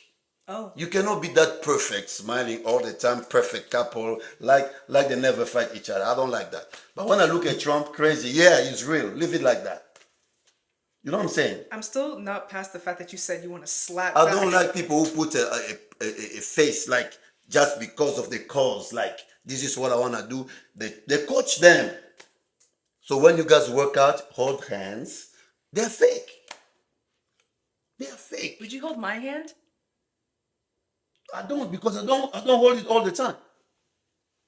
It's not because we are here in public that now it's matter. Hey, no. So all these politicians, they are fake. And people still don't get it. And they'll comment, what a beautiful couple. Oh, look at them. Yeah, they eat it up. No. All the children are smoking crack all the time. Most of them, no, once they are out of their White House or and the children the become depressed. They become severely depressed. They smoke. They always have people chasing them all the time. People with them all the time. No privacy. You go on a date, like American date. The Secret Service is there with you. I will not be fake. I won't be fake. I will not be fake. This is why we don't have a PR team. I'm giving you guys the real. Some of the conversations that Adrian got a tattoo. My tattoo got... Adrian, what did I tell you about the tattoo? Huh? Adrian? Sorry, this is my brother's best friend. You spent over $1,000 for that Okay, I'll get you. When you come home, you see. And we were just talking about tattoos. We're Too. just talking about, and now he's telling me in public that my tattoo is done. You see, that boy has a tattoo, but he comes to my house. That's my best friend. I have nothing, I have nothing against him, but my son will not get a tattoo. That's the thing. So you're okay with Adrian because he's not your kid. But if Joel did Adrian, it... is Adrian last name Tassa? Okay. No. So, he can do whatever he want to do, whatever his parents allow him to do. Whatever he's free to do. But my son, he ain't getting tattoo. Okay. What were we talking about? I forgot. Somebody will remind We're talking about being fake. Oh yeah. The stuff that we talk about on the live, right? It's stuff that we're not supposed to be saying in front of you all. We're not supposed to be saying it in front of you all. But because we are not PR trained, you've seen our videos, we have some of the most controversial takes because we are not PR trained. And we have no choice but to stay that way. I can't with the fakeness. And that's why I don't like people saying that, oh, you have good... People come to me all the time. Tell your daughter that, you know, you guys are famous. You need a manager. You need people to do this for you so that, no. I always tell them, I don't want anybody to come. And now because now we're chasing money to tell me what I should say. And once I'm not myself anymore, then I don't see the point of doing this. That's why I love Dave Chappelle. Remember Dave Chappelle was having his show on HBO. It was #1 show. As soon as they gave him the best deal ever, I think it was 50 million. He was like, I don't want to do this anymore. He never said the reason. He knows why he doesn't want to say the reason why he declined. But I bet you now they wanted to tell him what to do. You know, because of the audience. Now they want to use you to influence those audience. Me, no. I'm not going to say that. I want to be myself. I don't want anybody to come manage me for money. I just want to be free to talk. And whoever want to listen, fine. Exactly. Nobody. Authenticity. Yes. Adrian said you mentioned wanting to see his tattoo. We didn't. Yes. He put it here. He said it on the live. He sent it? Yeah. No. Where's the tattoo? But you can't show it. See, this is stuff we can't do in front of y'all, but hey, we're here. Adrian. Show's over. Oh my God. This is my son's friend tattoo. Said, don't show it. What is that? His leg? No. I thought that was his back. That's his leg right there on the thigh, and they put 444. What does 444 mean? You know me, I speak Chinese. I see some people, they have something here or here, and it's in Chinese. They don't even understand the meaning. They just go put some Chinese tattoo. You don't know what it means. Adrian, guys. why did you do that? Why did you do that? This is the first time you're saying it? Huh? He said you were being dumb. Last time, I saw it last time. The tattoo? Yeah. I saw it. It costs a lot of money, like mortgage. I thought we were reacting together. Mortgage. So you Mortgage. You could have paid mortgage with that tattoo. Look, I have 444 on my arm. See? Oh, another one. So it's a club now. Angel numbers. Yeah, he told me it's an angel number. I said, I didn't know angel numbers. Wow. So there's another angel where 666, 777, 888. What's your angel number? You're looking for an angel. Why you have to put in? I'm an angel. I'm right here. I'm an angel. En chair et en os. I'm an angel. Why do you need a number for that? Muzuri, 888 is my other. It's the other tattoo. Oh, so you have one and there's another one. What's your angel number? I don't believe in angel numbers. I don't. I'm an angel. Do you want a real angel or you want a number? Just a number. So, from China to USA, which one? At this point, my people... Live from China to USA. You've been to China, right? Yes. But you didn't live there. You went there. How many days you spent there? I spent a long time there, though. I remember. We spent 3 weeks. Yeah. 4. Oh, yeah. You spent one... You've been there 3 times. You spent 1 month, one time. I think 1 or 2 months. Yeah, I mean, life in China... I don't know how to say it. When I was there was a long time ago, you know, it was when the president was Deng Xiaoping. It was just when China started opening up. I love China because of safety. Mm-hmm. I think it's a very safe country. And I think that has something to do with the politics also. You know, it's safe. It's really safe. People don't play around. We live in Las Vegas. People don't play around. That's the part of China that I love, and I love also the food, and I love also the fact that I met a lot of people from different countries. Because when we were in China, that time Chinese government didn't allow foreigners to mingle with Chinese. So all the foreigners, we used to live together. There are some buildings just for foreigners. So that's how I came to know, to have friends from all over the world. Almost each country in the world, I have a friend. But the part that I didn't like, as we all know, once you get out of your room, you become more famous than Michael Jordan. You know what I mean? I went to the Great Wall of China to visit with my children. That was recently, like 9 years ago. But I became the attraction. For obvious reasons. I almost wanted to put a basket there and make some money, you know, but that's the only sad thing. But it's not, you have to understand, China is a big population. I'm not saying all of China is like that, but there's still some people who have never had the chance to meet black people. So when they see you, they're astonished. And me personally, that's me. In most cases, I don't call it racism. I call it like ignorance, or they're just intrigued. Yeah, intrigued, like, whoa, I never, you know, like, they're in awe, like, wow, I never met a black guy. They come to you. I saw some black people here putting picture out. Chinese want to take picture of them, and they're bragging about it, that, you know, they are very nice to me. No, I'm like, nah, that's not being nice. It's like, when they'll take the picture, they go back and talk to their friends now. You don't know what the comment they made about the picture. People were taking pictures of us. They were touching my hair. Yeah, so that's the part I didn't like. But to tell you the truth, if I have to go back there, I'll still go back. Because I have some good Chinese friends, just like in every country. And it's not all of China, by the way. Exactly. It's like certain parts. Exactly. But America, I love America because of the opportunity. I love America. My kids are born here. I love America because in America, even if one part of the community rejects you, you can find another community that will accept you. You know, that's what I like about America. I have some Chinese friends here. They never bother learning English because they have their own community. They go to Chinatown, they have restaurant, they work there, they're making their money. Just like they live their life, they don't care about, you know, the fact that they're in America. You know, for them, they're just having a good life. You know, that's the part I love about America. I've worked for people who obviously didn't like black people, but you do your job, they appreciate that, they pay you your money, you go home. You know, so land of opportunity. And I've been in Europe, I've been in Africa, I've been in a lot of places. I will say it loudly and proudly: no place like America. That's just me. No place like America. I love it here. And people just start discovering that when they came for the World Cup. They feel like America didn't have to spend money to host the World Cup, basically. Everything was ready.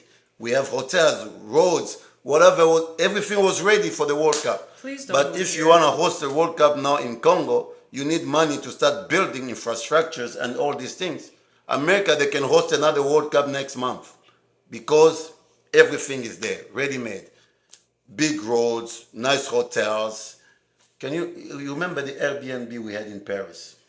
Paris was okay. It was London. London was so bad. Chelmsford. You have to go up, Chelmsford. Up to the stairs, like you miss a stair, you break your leg or your hip. My brother's room had a step in front of the door. Like you have to go down a step. And then people say, no, I don't like America. But they've lived here 10 years, 20 years. I don't like America. If you don't like America, leave. I'll help you pack. I'll help you pack. Get out. And go. Bye. I'll help you pack and go. Talking just to talk. Just go. I love it here. I love America. I'm not leaving America. I love America. And I want to be there. People talking about racism in America. Go in Europe. Go places. I love it here. The place where it actually started. Yeah. In America, there are places you go, you see people, white, black, all together. They're having a good life. You know. Here in Vegas, we barely deal with racism. From my experience, I barely dealt with racism. Me, probably once Yeah. that I've seen it like live like this, So I love America and I love my country, of course. I love Congo. But if you don't like it here, you can go. Bro, I can help you pack. America doesn't like you guys and black Americans. Well, That's what you see on the news. You see another thing about America, we broadcast everything. There's no secret. literally. And America, we have how many people? The population is like 600 millions. It went up. Up. Oh gosh. So there will always be something somewhere, We broadcast everything. But I think we talk about racism or whatever. I'd rather deal with the racism here than in Europe. Europe is a whole. They literally started it. I love America. If you don't like this, please, you are free to go. Yeah. I like action. Don't just talk. Put action behind it. Pack your stuff. Go. Anyways, the show's over. Somebody had a question. Wait, we have to. I need to. Last one. Definitely. Thank you all for being here. God bless you all. We are from Congo that play in the World Cup. The RDC. Fimbu. If you have to leave the live, please go ahead. We will see you hopefully next week. Bye, everyone. Daddy said bye. Bye. Argentina or Spain? I don't care. I'm not watching. I canceled the subscription. I don't care. I love Messi. I love Ronaldo more, but Messi is the best. So, after show. After show, yes. How do you feel about interfaith marriage?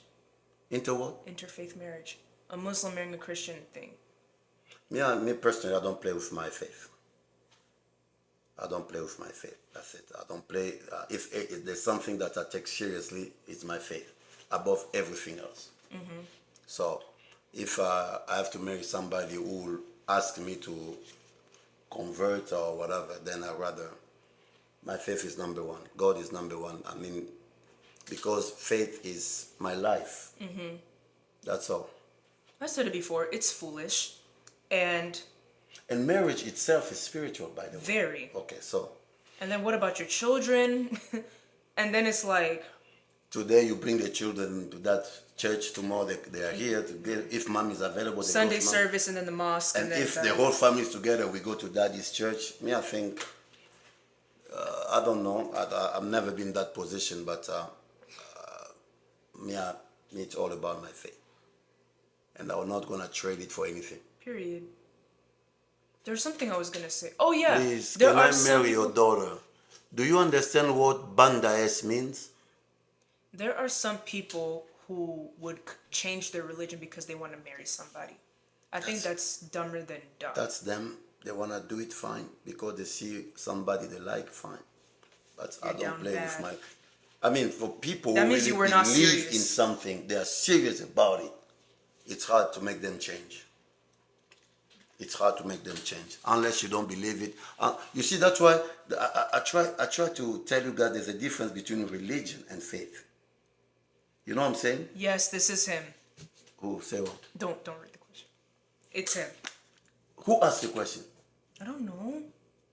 That person said they recognize you from somewhere. I don't know where, but somewhere. From the closet. I tried to help you. Help me in what? I tried. Help him because he still don't get it. Help him. Whoever asked the question. He needs Chat. help. I think whoever asked the question, you need to be in the closet. We are not. Whoever asked that question, you need to be in the closet. You deserve Oh! to be in the closet. I'm gonna double lock it and I'll throw the key away. You need to be in the closet. We don't need him here around here. He should be in the closet and play with all the instruments that we have there. Why? We don't believe in getting canceled. It's an illusion. Aren't we talking? Chad, we are not PR trained.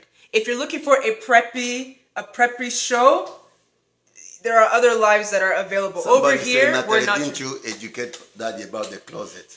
There's nothing to educate him. I taught her English. So if you don't get it, come, I'll teach you English also. And I'll teach you around how to be wise, how to use words, how to answer questions, without getting banned, how to be politically correct, We've been banned and I will teach you many that times. because you still don't get it. We've been banned. That I bet you is Gen Z. Gen Z, Daddy, Gen Z. you need to let it go. That Gen Z. You just, I'll always be on Gen you Z. just made him irritated. Who? Austin. I'm taking it's Gen Z. Okay, tell me how old are you? Thank you, Austin. How old are you? Say it now in public. It's Gen He's Z. about to crash out. It's Gen Z. How old are you, Gen Z? 18, sir. And the good Gen Z say 18, sir. Sir. Oh, I love you. I love you, Gen Z. I'll get you out of the closet. Don't worry. I got you out. I'm not gonna lock you in. You deserve it. Are you in Vancouver? I'm coming there. Can we meet? Oh my god. Vous parlez tous les deux français, oui. Oh my god. On se voit où à Vancouver? So is that the thing now? If someone says something crazy, you just put them in the closet? He started about closet. That's what I say. He's the one who belongs there. He belongs to the closet. Just put him in the closet. Uncle, do you speak French? Oui, oui, oui, oui. And then when you behave, we'll take you out. Julian Pepe just joined us. Julian Pepe, sorry, we're about to finish this live. How you doing? It's literally the after show. We're done discussing This is the stuff. after show. It's just somebody. I think that was a rage bait. Oh, you know what rage bait is? That's good. You see my problem. That's good. You see my problem. It's slang. My English is English. It's colloquialism. Colloquialism. Colloquialism. Colloquialism. See? So why do I need that word? What with that word? It's a proper word for the word slang. I know. Why what with that word adds to my life? If you were to be speaking in front of thousands of people, instead of using the word slang, you have synonyms, right? Let me tell you, So- do you know a version of the Bible called New King James Version? Okay. Okay? They started with King James Version because that was good English, ancient English. Now, every time you look at the Bible version, the newly simplified English or Bible, everything, people want to simplify everything now. Mm-hmm. So just explain the word when you're talking instead of using the word. Mm-hmm. Just explain it. Mm-hmm. Use the definition. This person wants your attention, Daddy. Which one? Your daughter is very beautiful, intelligent. I said it before. Thank you, sir. Thank you, sir. Or that is sir? Yes, thank you. And now the problem is she's gonna try. There's gonna be a follow-up question.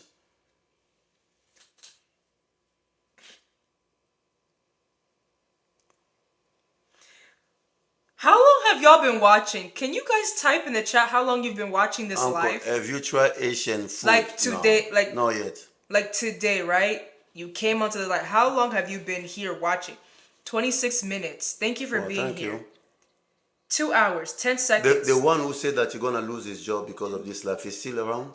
You still have your job. An hour from the start. Thank you very much. Oh, yeah, I remember seeing you.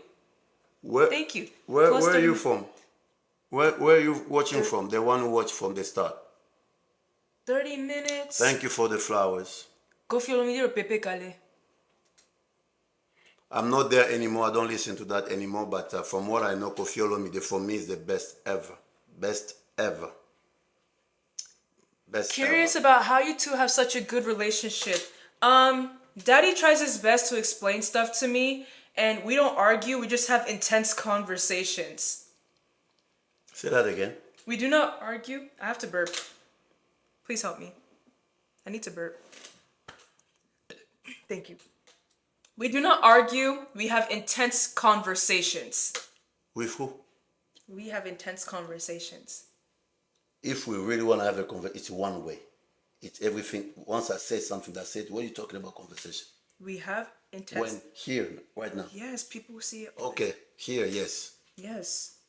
Good. So, even off camera too, we have intense conversations because we talk, we try to figure... Daddy, we have...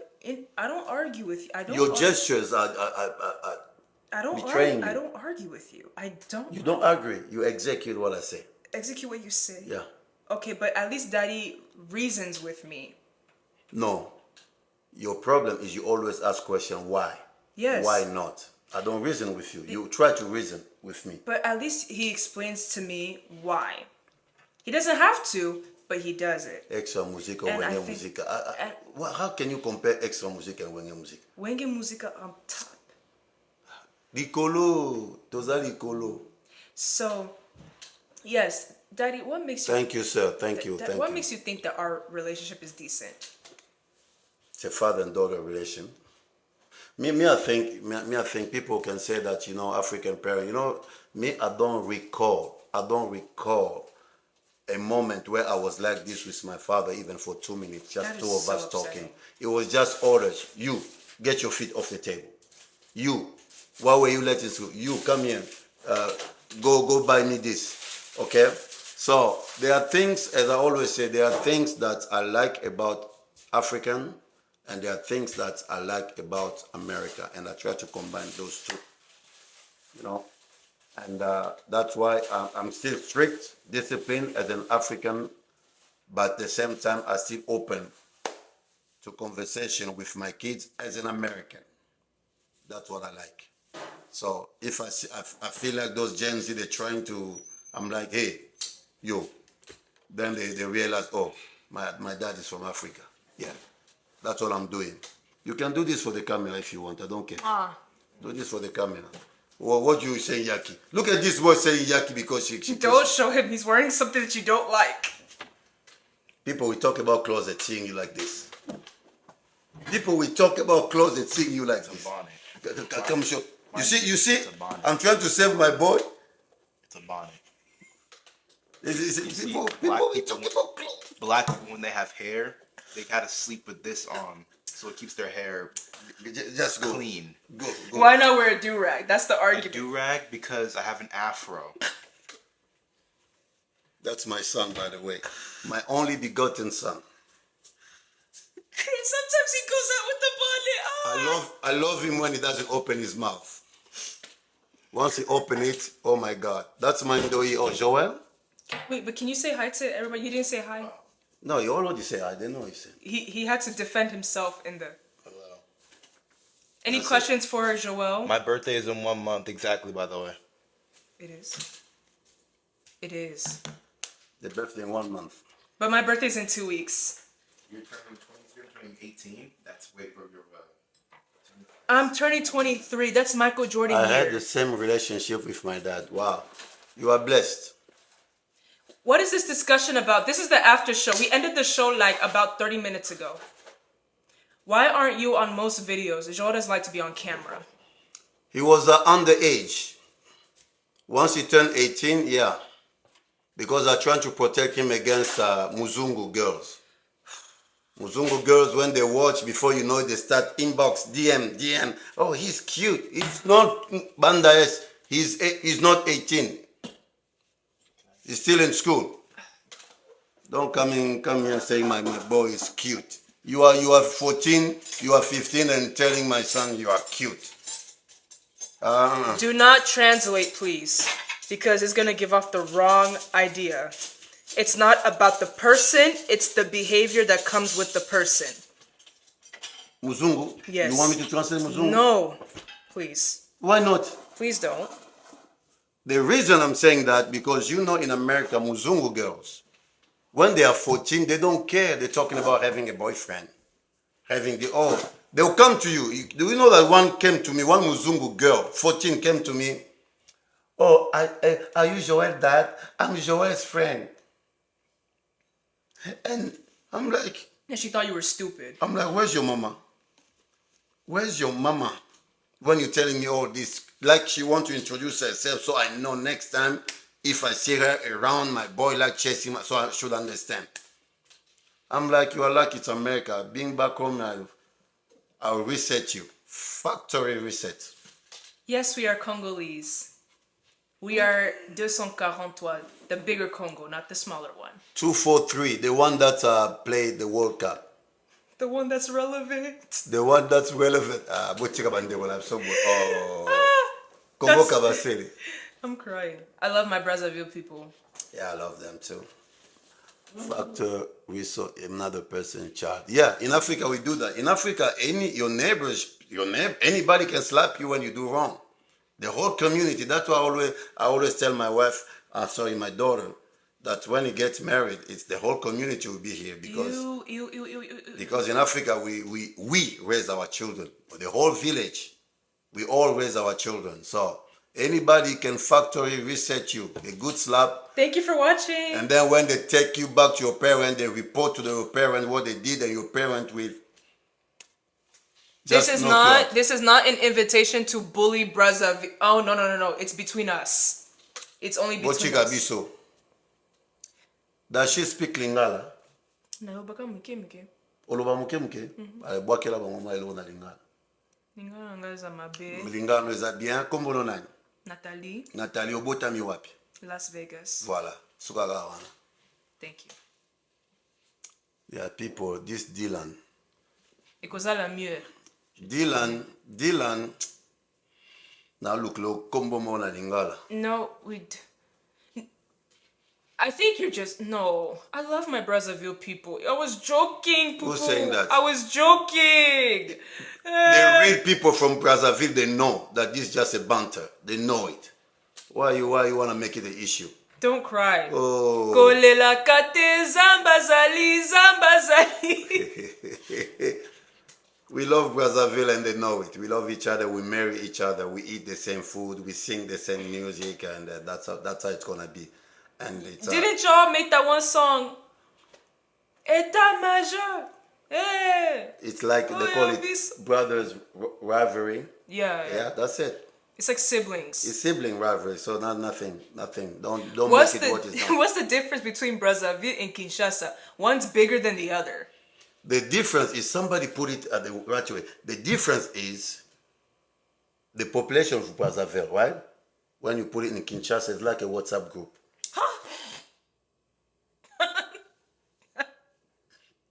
We need to go.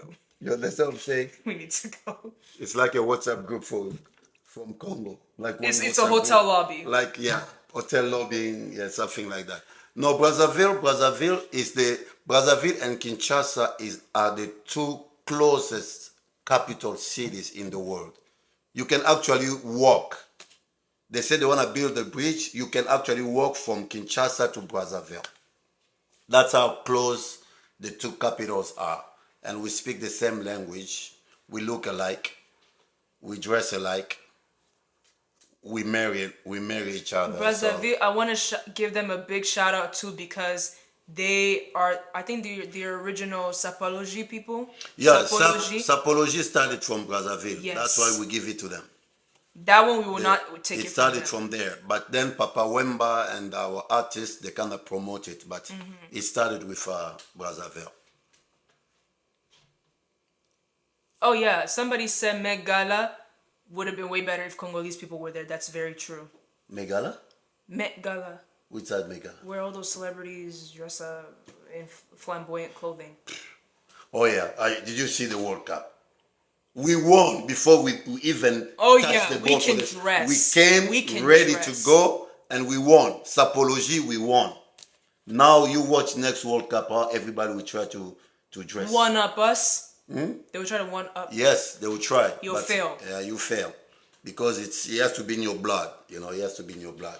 Congolese just to walk to go to Walmart or Walgreens, they'll put Louis Vuitton.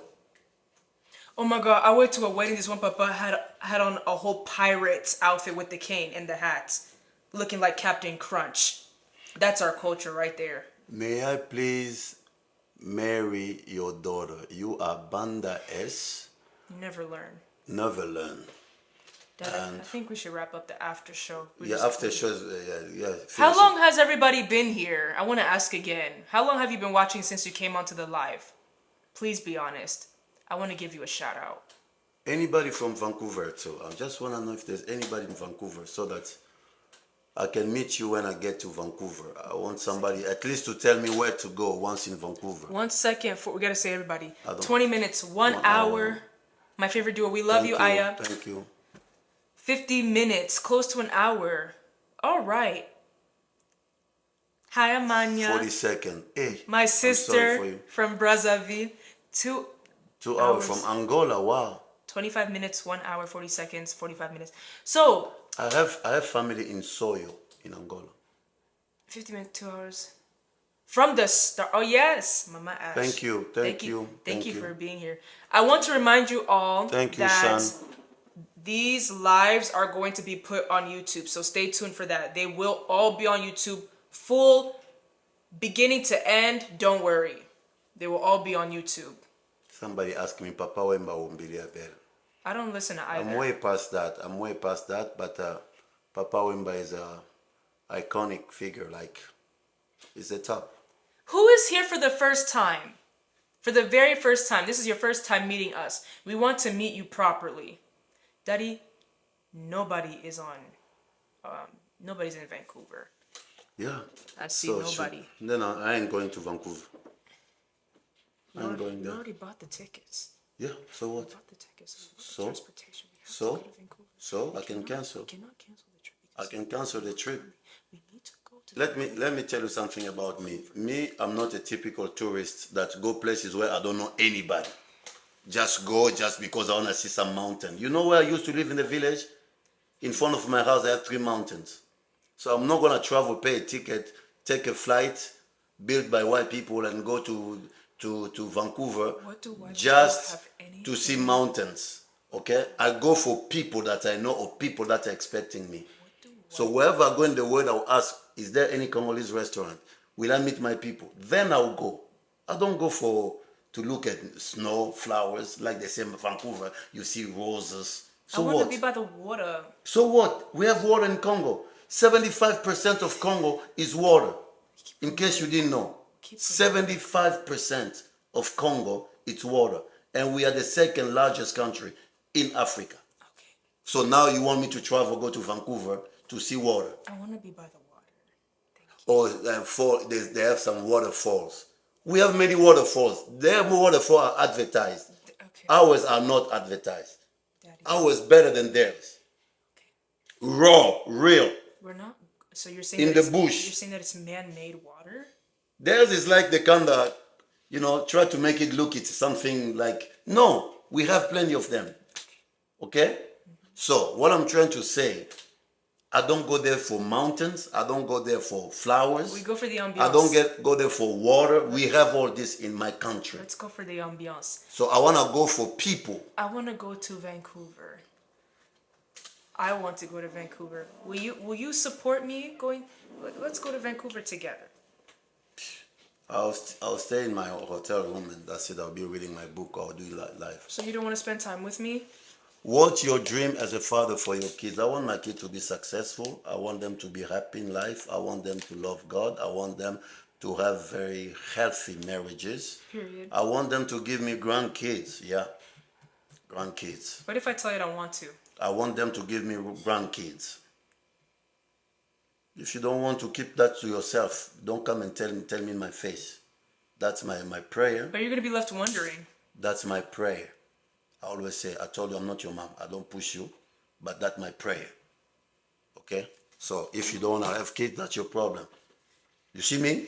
When I'm old, even though I know you guys here, we try to put me in a nursing home. I ain't going to a nursing home. I never said I'm I not was going to go put in you a nursing home. home. And we're going to talk about this here in the I future. never said I will put you in You a guys here nursing taking your parents, putting them in nursing homes and assisted living.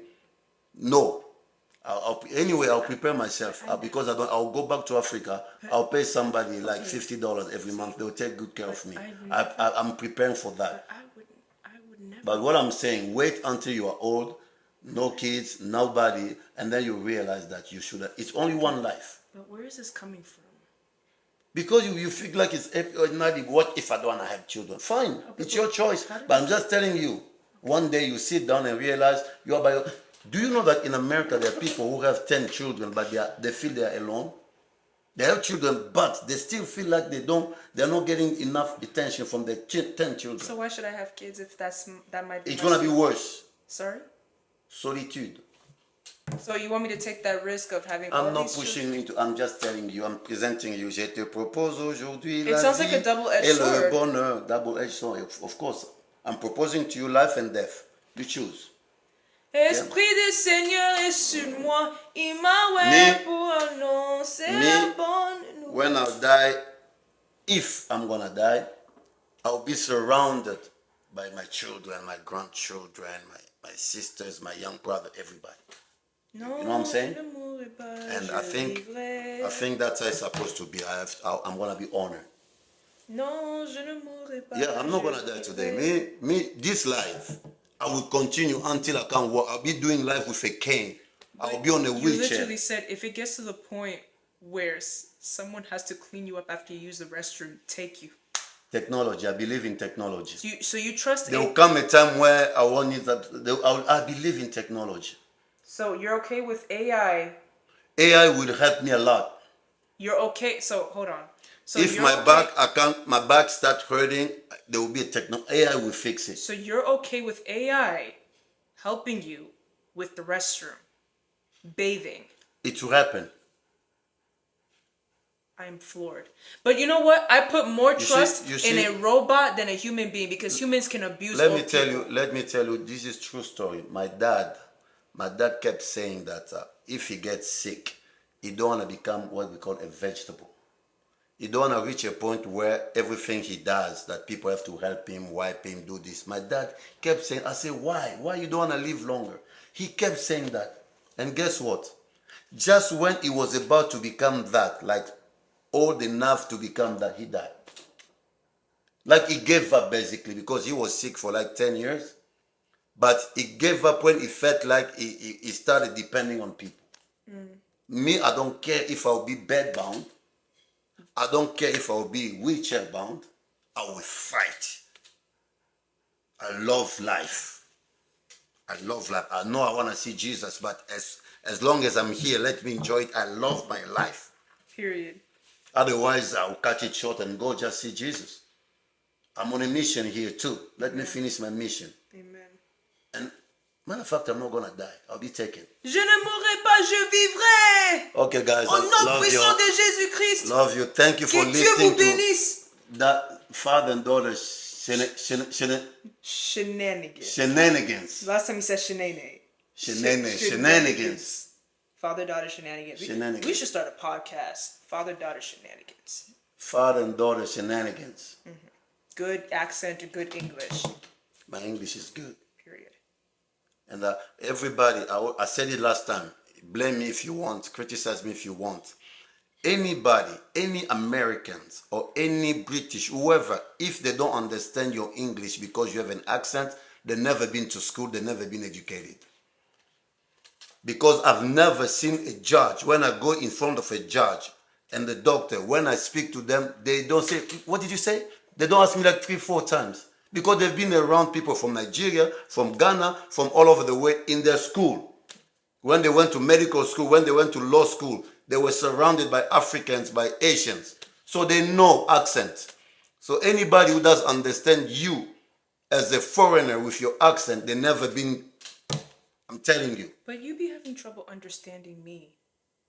No. I'm having trouble understanding my son because why he doesn't open his mouth. He will come down here. I'm like, open your mouth, articulate, open your mouth. He's in university. That's the problem. Speech impediment is different from like not understanding, not speaking. No. No, we need to go. No, I need to go. No, wait. Should we bring Joel down here? No. No? No, leave my son alone. He's not 18. I'm not going to expose my son. Muzungu girls are watching. So you're worried about Bazungu? Hey, stay away from Bazungu. It's when Joel talks fast. That's when he goes. He's turning 18 next month, so he will be able to join us. For now, I'll protect my son, my only begotten son. What do you mean open your mouth, though? No, what I'm telling you, true story. Try what I'm telling you. Go in front of a judge. I'm not saying that there are people who really don't speak English. I'm saying about somebody, if you can speak English but with an accent, go before a judge here in America. Go before a doctor who's been educated in America. I'm telling you, they'll understand what you're saying. I'm not saying everything, but 80% of 90%, you're going to have a conversation. Because they've been around their colleagues, their classmates. Universities should be diverse anyway. So everybody who comes to you, man, what is they talking about? You've never been to school. What major would y'all advise? All I'm going to say is I wouldn't go for art, I wouldn't go for dance, I wouldn't go for music. Get a degree that makes sense. That's all I'm gonna say. A degree that makes sense, that has value. Me, I will say that. I always say, I tell my kids, in life, go something that you love, do something that you love doing, something you do with your For passion, sure. Yeah. but then let that thing pay you. You know, like you get paid for that. Instead of going for something that pays a lot, but you don't like, you don't have passion, it's gonna become like a nightmare for you. For example, I'm a very inquisitive person. So because I'm a very inquisitive person, I love to ask questions. I announced to Daddy that, and he was eating ice cream sundae. I said, Daddy, I want to major in philosophy. He choked on his ice cream. And he literally, like, you literally laughed in my face. Not that thing, but you literally I laughed in my told face. you can be, Like, you can be the next Oprah because you talk too much. Secondly, you can be a journalist. You can be a psychologist. There are things you can do. That's what I see in you. That's all I'm trying to say. Psychology is my passion. It's literally my life. Okay. So I decided to major in psychology. It depends on what your passion is, my Brazzaville sister. It depends on what you're passionate about. I love asking questions. So I chose philosophy. But that's not the one. I chose psychology instead because that's what I love. Me, I did chemical engineering, but I never worked as a chemist. Why? Because of what I had to face. You know what I'm saying? Sometimes you get education, but you end up in a different field. That's why I say education really, when you are educated, you can apply it anywhere. Personally, that's how I see it. It's just a matter of time. You get to a new field, you just tell them, give me some time, 2 months, I'll get it. And that's it. That's exactly what's going to happen. What did I do? I was in a medical field, but I did chemistry. You see what I'm saying? So education helps you to open any door you want to open. Any door. Final question of Yes. the after show. What is the best time for you all for us to go live? Please tell us, and please put the time zone after so that we know. We are in Pacific time.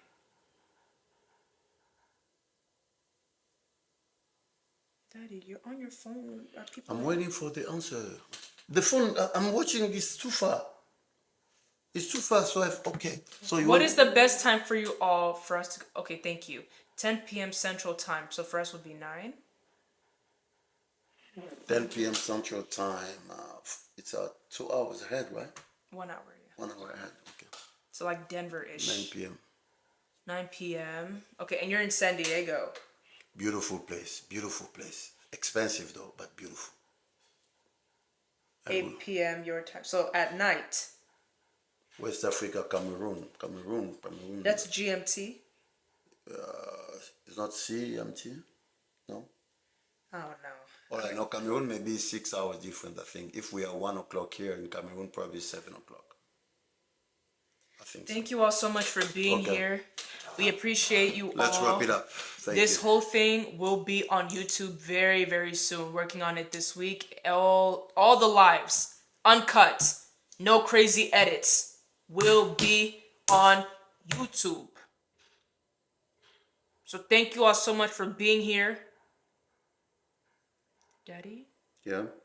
we have to talk to our people. You already saying it. This is your life. It's your life. Merci beaucoup. Sheshe.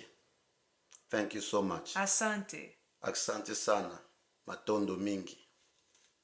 Matondo mawomo. Twasaki dila. Twasaki jila. Oh, Gia, sorry. Yangwana. That's it. Que Dieu vous bénisse. Que Dieu vous bénisse. Shenju funi man. May God bless you. Que Dieu soit avec vous. Okay. Allons. That didn't mean. Why did Papa Patrice sing like that? Why was his voice going so high? But his brother's voice, Werason, it was.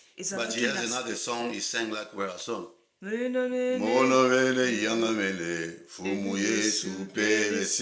Okay, donc. so he So that chose is one short. song to do his man voice, but the other one. No, because some people, I'm not talking about him, but I say some people think if you have that beautiful tenor voice, You are anointed. Oh, Jesus, I love you. No, Jesus, you are wonderful. What's wrong with that? My voice, my big voice is not anointed. And you have to, oh, God is laughing at you. He has to be from the heart. I'm telling you. Last time we went to sing in that church, what did I say? What voice did I use? Did I go like fairy? I went, hey Yahweh, Okumbama, hey Yahweh. And everybody was happy. You know, we start enjoying. Daddy Jean-P sings high notes. No, it's like this Wera son's Patrice. He can go up, he can go down. But he chooses to go up all the time. No, it reminds. Who's that one woman?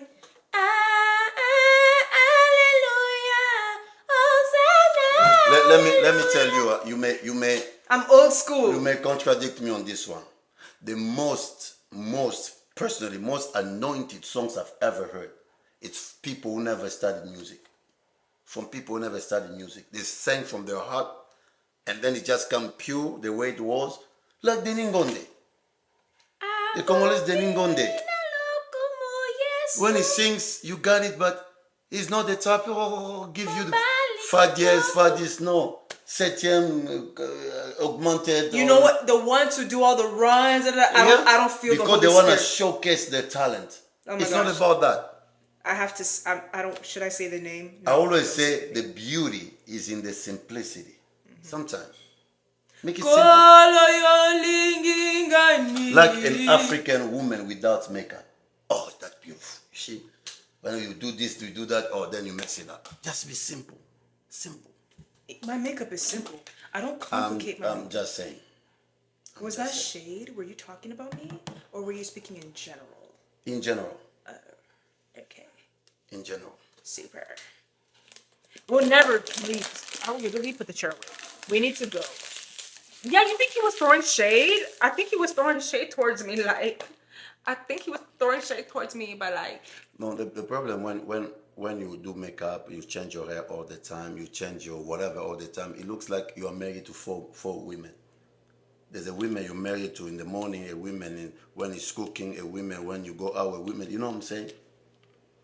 Because you keep changing makeup, you remove this nose, you put a big one, you remove this, and then we're not even talking about Remove BBL. my nose? I'm just saying that's where now everything is trending. What would you do if you When found you out are, that... I keep saying, when you are young, please don't need for makeup. Let your men find you the way you are The first. world has seen me without I'm makeup, not talking though. about you. I'm talking in general for whoever want to listen. Sorry. Somebody may meet you somewhere at church. You look all beautiful, long hair, nice nose, this, that, and then before you know it, one day he comes knock at your door, and then you didn't have makeup. Oh, Zela, wait, let me get you. Attends, juste un instant. Before you know it, like, what's going on? You know what I'm saying? What would you do if you found out I got plastic surgery After you leave this house? while we're here? No, I won't allow that. You are beautiful the way you Like, are. what if I just pinch my nose a No, bit? for what? That's my nose right there that you got. I don't have your nose. Everything you got from me is beautiful. I don't have Don't your change nose. I don't have your nose. You have my nose, the female version of it. I'm literally looking here. Look. You see? You have the female version of everything I got. But your wife said I have a face of a man. So I have to look. And I have a face of a woman, my mom. But where did What's her wrong face with that? come from? What if she was a Her victim dad. like me? Her dad. So you see? And her dad has a, you see? So it's a pattern. By the way, check this out. Every girl that have the daddy's face, she's beautiful. And if you ask mom where she got her face, grandpa. Mommy doesn't look like grandma. I'm still trying to see how we have the same nose, Dad. Your nose is more like... So I'm way past that. You see, Your looking nose at the is nose. like this. Because I'm grown up. You know, sometimes we have to breathe properly. We have to put our fingers. So it's kind of change shape. Like, I could just pinch my nose a little bit. Oh my gosh. You know, a lot of black women who have natural lips like this are doing that. Imagine if I just made my lips bigger.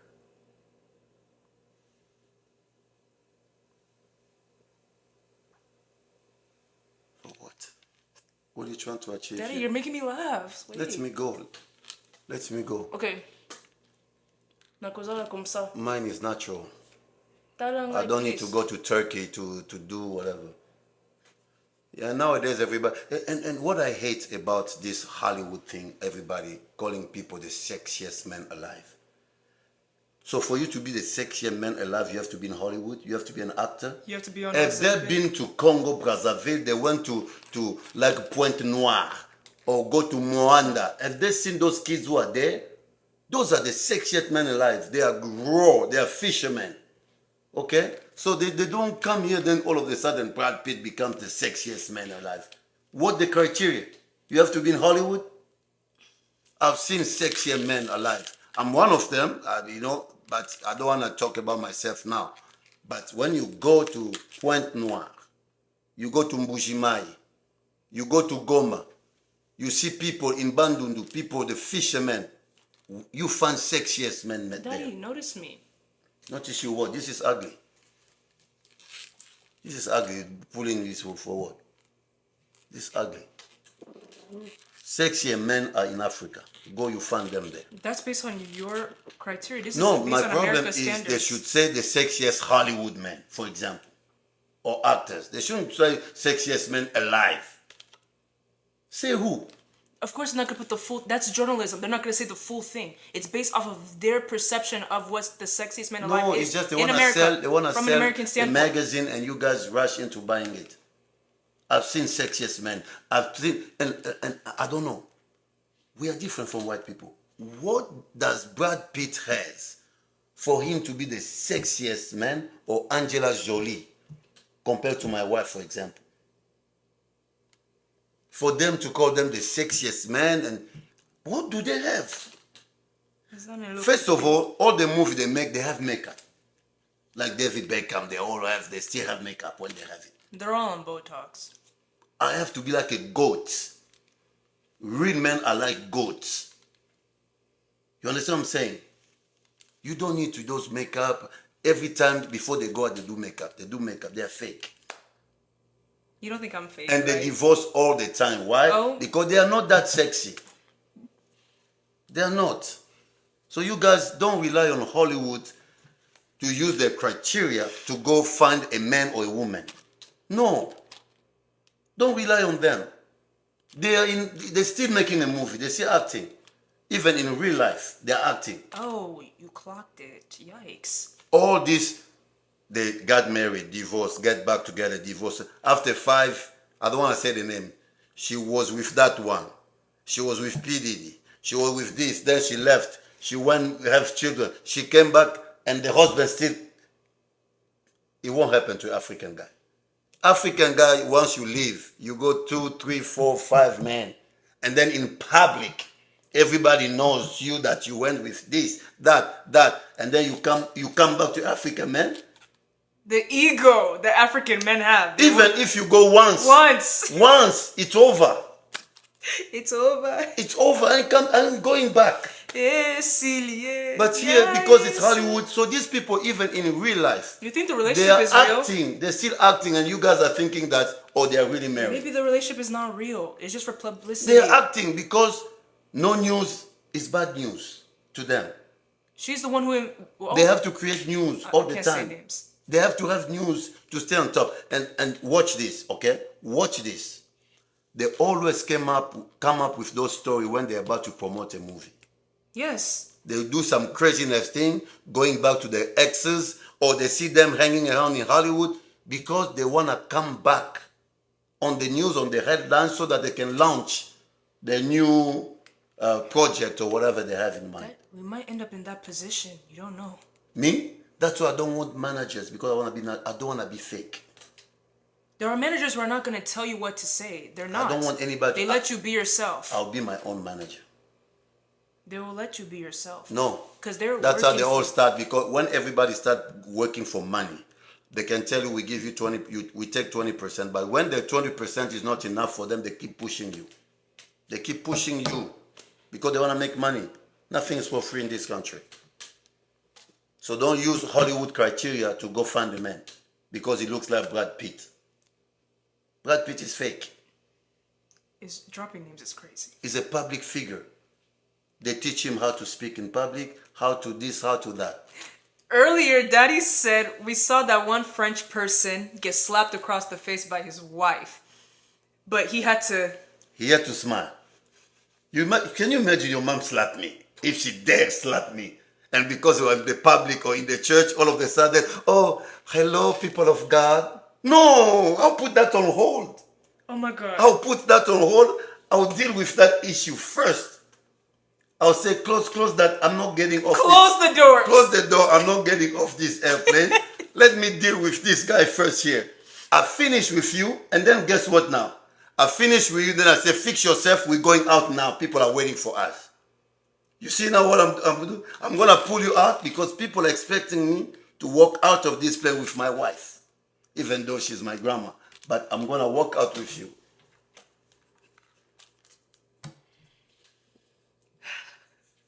That's, you see what I'm saying? Oh my God. I don't like being fake. And I don't envy anybody who is in those positions. I envy no one. Be it a president, be it a senator, I don't envy them. I love my life. If one day I become a president, I will do it my way and I will love it. You see what I'm saying? So whoever I become, I have to make sure I love it. Full stop. Wait, I have to ask. Where is everybody watching from? Because Nata, I have to sleep. How do we have this many people and it's 1 o'clock in the morning, about to be 2? Where's everybody watching from? Please. London. Oh, makes sense. Texas, Namibia, Germany. So you are working graveyard? London. You working graveyard Dallas, in Texas? Leeds. Minnesota, Congo, Australia, Kenya, UK. Working. Oh, Luxembourg. So, South Africa. Daddy, we gotta. Oh, South Africa, that player who died, I'm sorry to hear that. Ghana, Nebraska, Tanzania, Daddy, Africa. Yeah. we need to figure New Jersey, something out Uganda, Sweden, timing. Belgium, London, Cameroon, Seattle. Washington. No, Vancouver. What's wrong with Vancouver? I'll be there.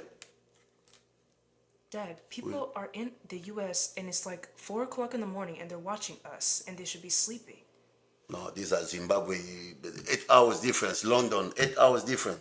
We have to figure something out. We have to meet in the middle. This is the time they're waking up there. It's 9 o'clock in But London. we have to meet in the middle. Like, maybe if we go Me, I'm a senior. I have to be sleeping now. It's almost 2 o'clock. during the day, it's super busy. I told you, me, I don't go for followers. I take care of myself. It's not about the followers. It's about our people need to be awake at the same time, at a good time too. We care about them. Then they have to make sure they're awake when I'm on. It's 4 a.m. in some of the places that they're watching from. Yeah, but me, I'm senior. Most of those are Gen Z anyway. What are we gonna do? If they are my senior, then I'll respect. So, is this a late night show at this point? Let uncle go sleep. Is this? It's time for me. I'm at work, you see? I don't want you to lose your job, sir. He's not looking. Nowadays, everybody knows you hire somebody, they will be on their TikTok anyway. And maybe it's working at home. Oh my God, it's 5 a.m. Australia, that's my Daddy, next destination. Daddy, after, yeah. we officially have a late night show. Why? Because that's where everyone chooses. We're supposed to discuss this off camera. That's when we're supposed to be live. Because everyone's going to be awake. People are staying Not that. This thing with TikTok, you never stop. You know why? As soon as you're about to stop, those people from East Coast, they're sleeping, and the people from Africa, they're waking up. Yes. So you're going to do it 24/7. Record this, download it, and replay it. I said I was going to do that on your YouTube channel. You know what? I said I was going to do that on your YouTube But channel. why you open your mouth? Because I don't want to say it out loud. Say what loud? Stop repeating what I'm saying. Why you have that style, that gangster style? Gangster? This one. It's a headband. Because you want to hold your fake hair. Okay. Do you think I'm pretty at least? Do you at least think I'm pretty? Dad, do you think I'm pretty? Dad, do you think I'm pretty? I never noticed myself like this. Dad, do you think I'm pretty? Huh? Do you think I'm pretty? You are like me, so So if I didn't look like you, would I be pretty still? all my children are beautiful and you know it. So, but what is that? So can you be direct? Do you think I'm pretty? You are my child. My wife is beautiful. I'm beautiful. So my children are beautiful. So can you? I told you, can you are just- my daughter. I didn't choose you, so I have to love you. So You were so, not so adopted. do you I do have you to feel love you. so you felt forced to love me? Yes, because you are my biological. Okay. Yeah. So if I just disappear, It's, you, it's my responsibility to find you. find me because you love me, or find me because Because you're. you are my responsibility. You are my daughter. Okay, but I don't have to be brought your- you I don't- into I don't this have to- world. I have to take care of you. I don't have to be your responsibility anymore if you don't want No, to. I have to. What says the I law? have no choice. Says the law. I can just deter from the law. It's not the law. It's not the law. It's just a sense. I mean, What sense? You didn't choose me. Like you keep saying, you always said it that you didn't choose me. this is what you understand. I wanted to have you, Okay. but I didn't choose what I was having. You understand the difference? Okay. The nuance. But adopted children, I chose Do I stress you out? all the time. Are you happy with me? So I just need a. check, who's watching. I just need a 13th reason, like to just go. I'll literally leave your house. I'll literally leave your house. You come back, that's what I don't like. I rather let you leave when you're going to marriage, you're going to a man's house, then I'll let you leave. I don't want you to go, then you realize you made a mistake, come back to me. No. But like, Once you leave this house, you ain't coming back. You're you- going for marriage. but do you love me because like you actually do? But Huh? I love you because you are me, my DNA. Yeah, I wanted a child, and I don't care if you were told. You're basically shown, saying that I you would have told loved God. you anyway. you But basi- what I'm saying, what you don't understand, I'm saying, I'm talking to adopted children, not you. Adopted children, most of them are chosen. But I want you to talk to me. What? Can you choose to talk to me? No, I'm stuck with you. I'm So, stuck with you. You don't have to talk to me, but can you choose to talk to me? No, I'm stuck with you. Like I have to listen to you. Even when your brain is not working. My brain is not working now. Just right now, you know it's not working. How do you say so? I think I'm asking you pretty good questions. Like, Because okay, you go keep- ahead with your question. I asked you like a lot. I asked you a plethora of questions. You're a plethora of questions. That's good English. Yes. So now you're speaking English. See, I know English. I know English better than you. Better than people think. Yes. Go ahead. I do speak good English, but I was just wondering. You're asking a great deal of questions. Yes. Okay, go ahead. But I asked you a lot of questions, and it feels like you were just like prancing around like the point of my questions. Okay, what's your So question? I want to go back to the vertice of the question, the core of the questions. I hate it when somebody's trying to showcase his vocabulary or her vocabulary. I hate it too, but you this is already actually how say, I I want to go to the core. I want to go, you have to use 3-4 words to mean the same thing. Just say, I want to go to the core of the question. That's it. I understood it. You don't need to explain it with another word. What if I was testing your English? Don't test my English. My English is good. I keep telling people my English is good. I used to run a company. I run companies with this English. Okay, so what do you love about me? It's about the field I'm in. You're taking me to a Gen Z field. It's hard Are you saying that to I'm? communicate with Gen Z. But when it's professional, it's business, then you know. We can speak in corporate language. You don't understand corporate language. You don't understand corporate English. I don't understand corporate English. Yeah, you don't. So go ahead. So, So what do you want? What is it that you love about me? What You do are my daughter. What do you appreciate about me? You are my Other daughter. than me being your blood, what do you appreciate You, about me? you have my brain. Okay, so okay, let's look at it like two separate people. Just as a person, what do you love about me as a person? You have my brain. What do you love about me? Okay, let's separate the two people. Yeah, like the blood, the brain, everything. Me. You are beautiful, just like your dad. Okay, but I look like you. So, Okay, I don't know what else you want me to well, say. what do you look about my personality? Everything that you are or you have, it's because of me. And I appreciate that. I love that. Okay, so Do you- let's. do How you- about you take not yourself that, out? You don't understand a man. Can you imagine? I have 3 kids. All of them look like their mom Okay. or think like their mom. It's a failure for me.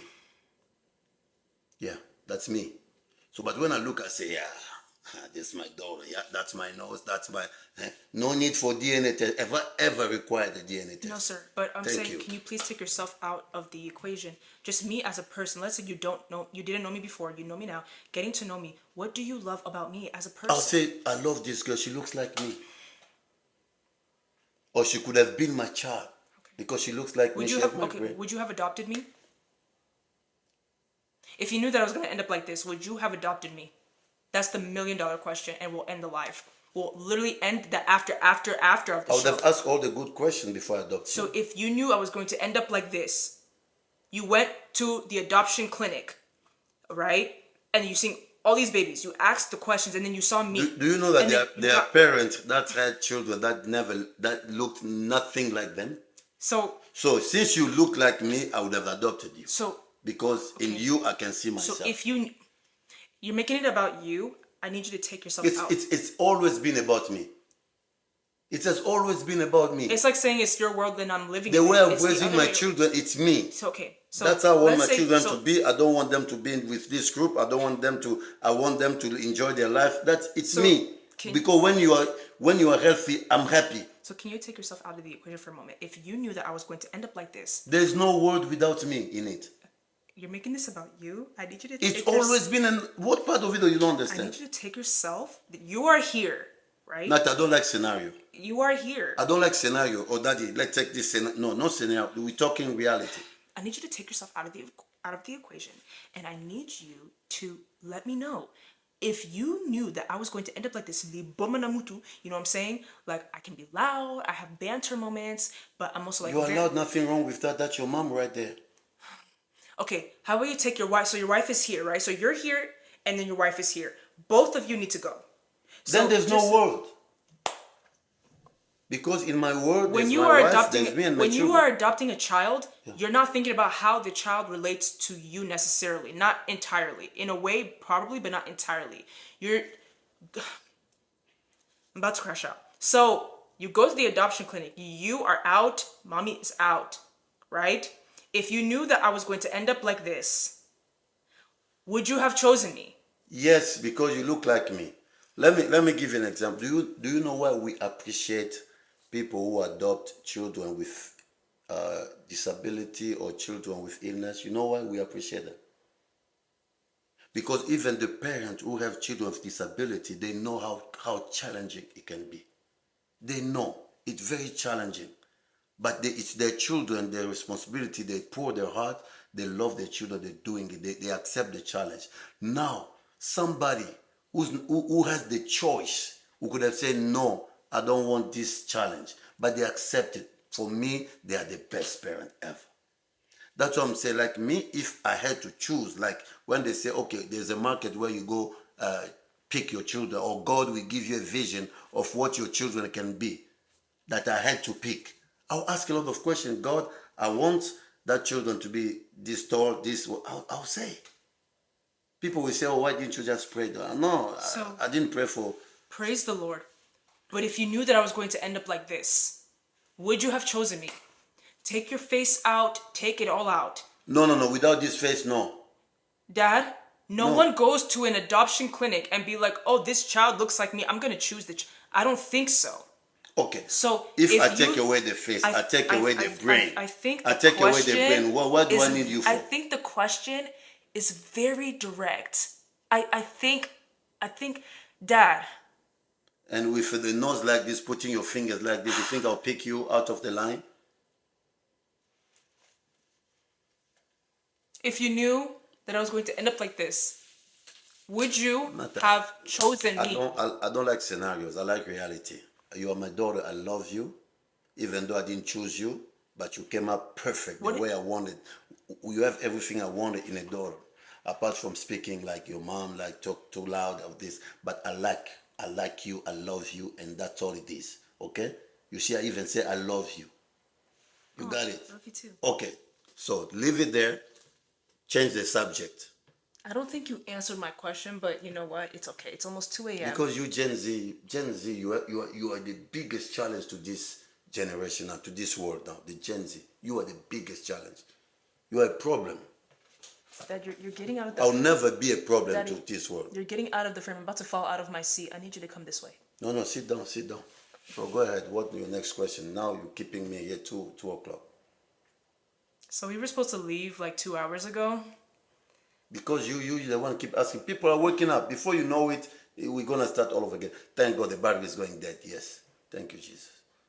So You can't say that in front of our people because our people are here tuning in and they want to, join us in the conversation. So you can't say stuff like that because it feels like they're not appreciated. You know what I mean? don't care what you say. You have to care. No, I'm a senior. I have to go to sleep. I'm having a senior moment right now. Why? Not that. I have to go to sleep. I have a senior moment. Ask your question. Let me go. Ask a question. He cares about you all, okay? If you And just it's my page, by the way. if you just got here, This is your page or mine? it's your page. Okay, it's my page. So let me handle my people. What's wrong with you? Let uncle go. They even say let uncle. They understand. I understand too, but there are things you just cannot say in front of people. This is coming from someone who's a nuisance on her own page. I'm crazy. I say stuff that's insane. But Dad, you are very Do you think people my age care about Gen Z's opinion? Okay, if you don't care about my opinion, then you don't care about me. Go ahead. Next. And I can tell you are already tired. You're just hanging in there. You're tired. Because everybody knows that you are noisy, you are noisy, you are loud, you are all that. People know that. Now you can't even talk. I am talking. It's just the stuff that you say. You cannot say it out loud. Oh, I can say anything I want to say. In my age, you don't control me. How do you think I survive? I'm trying to whisper. How do you think I survive? You are getting loud. You cannot get. So this is what I mean by intense conversations. Daddy and I have intense conversations. We don't argue. We never argue. We never argue, right? We just. You cannot argue with me for what? We just have intense conversations. That's all. Okay. Thank you all so I much. think you are happy saying that we never argue. Do you have to argue with me? I don't argue. I don't argue with you. Why? I feel like it's best when I'm. No, because you cannot argue with me. I feel like as a lady, I need to be calm and just allow you to do your thing. You see, you are just, I'll say the same thing I say about my brothers-in-law. Everybody who married to my sisters, I love them. Because I know my sisters. Mm-hmm. So everybody that will marry my daughters, I'll love them because I know you. I'll love them. People want to marry me. Yeah, I'll love them. I'll really love them. If they love you, God. they really want to marry, they want to love you, I will love them because I know you. No, I need to tell this story. I'll be laughing. Me and your mom will be laughing. They'll be crying. Oh, this guy. What's wrong with this guy? What's wrong with him? Oh, he took away our headache.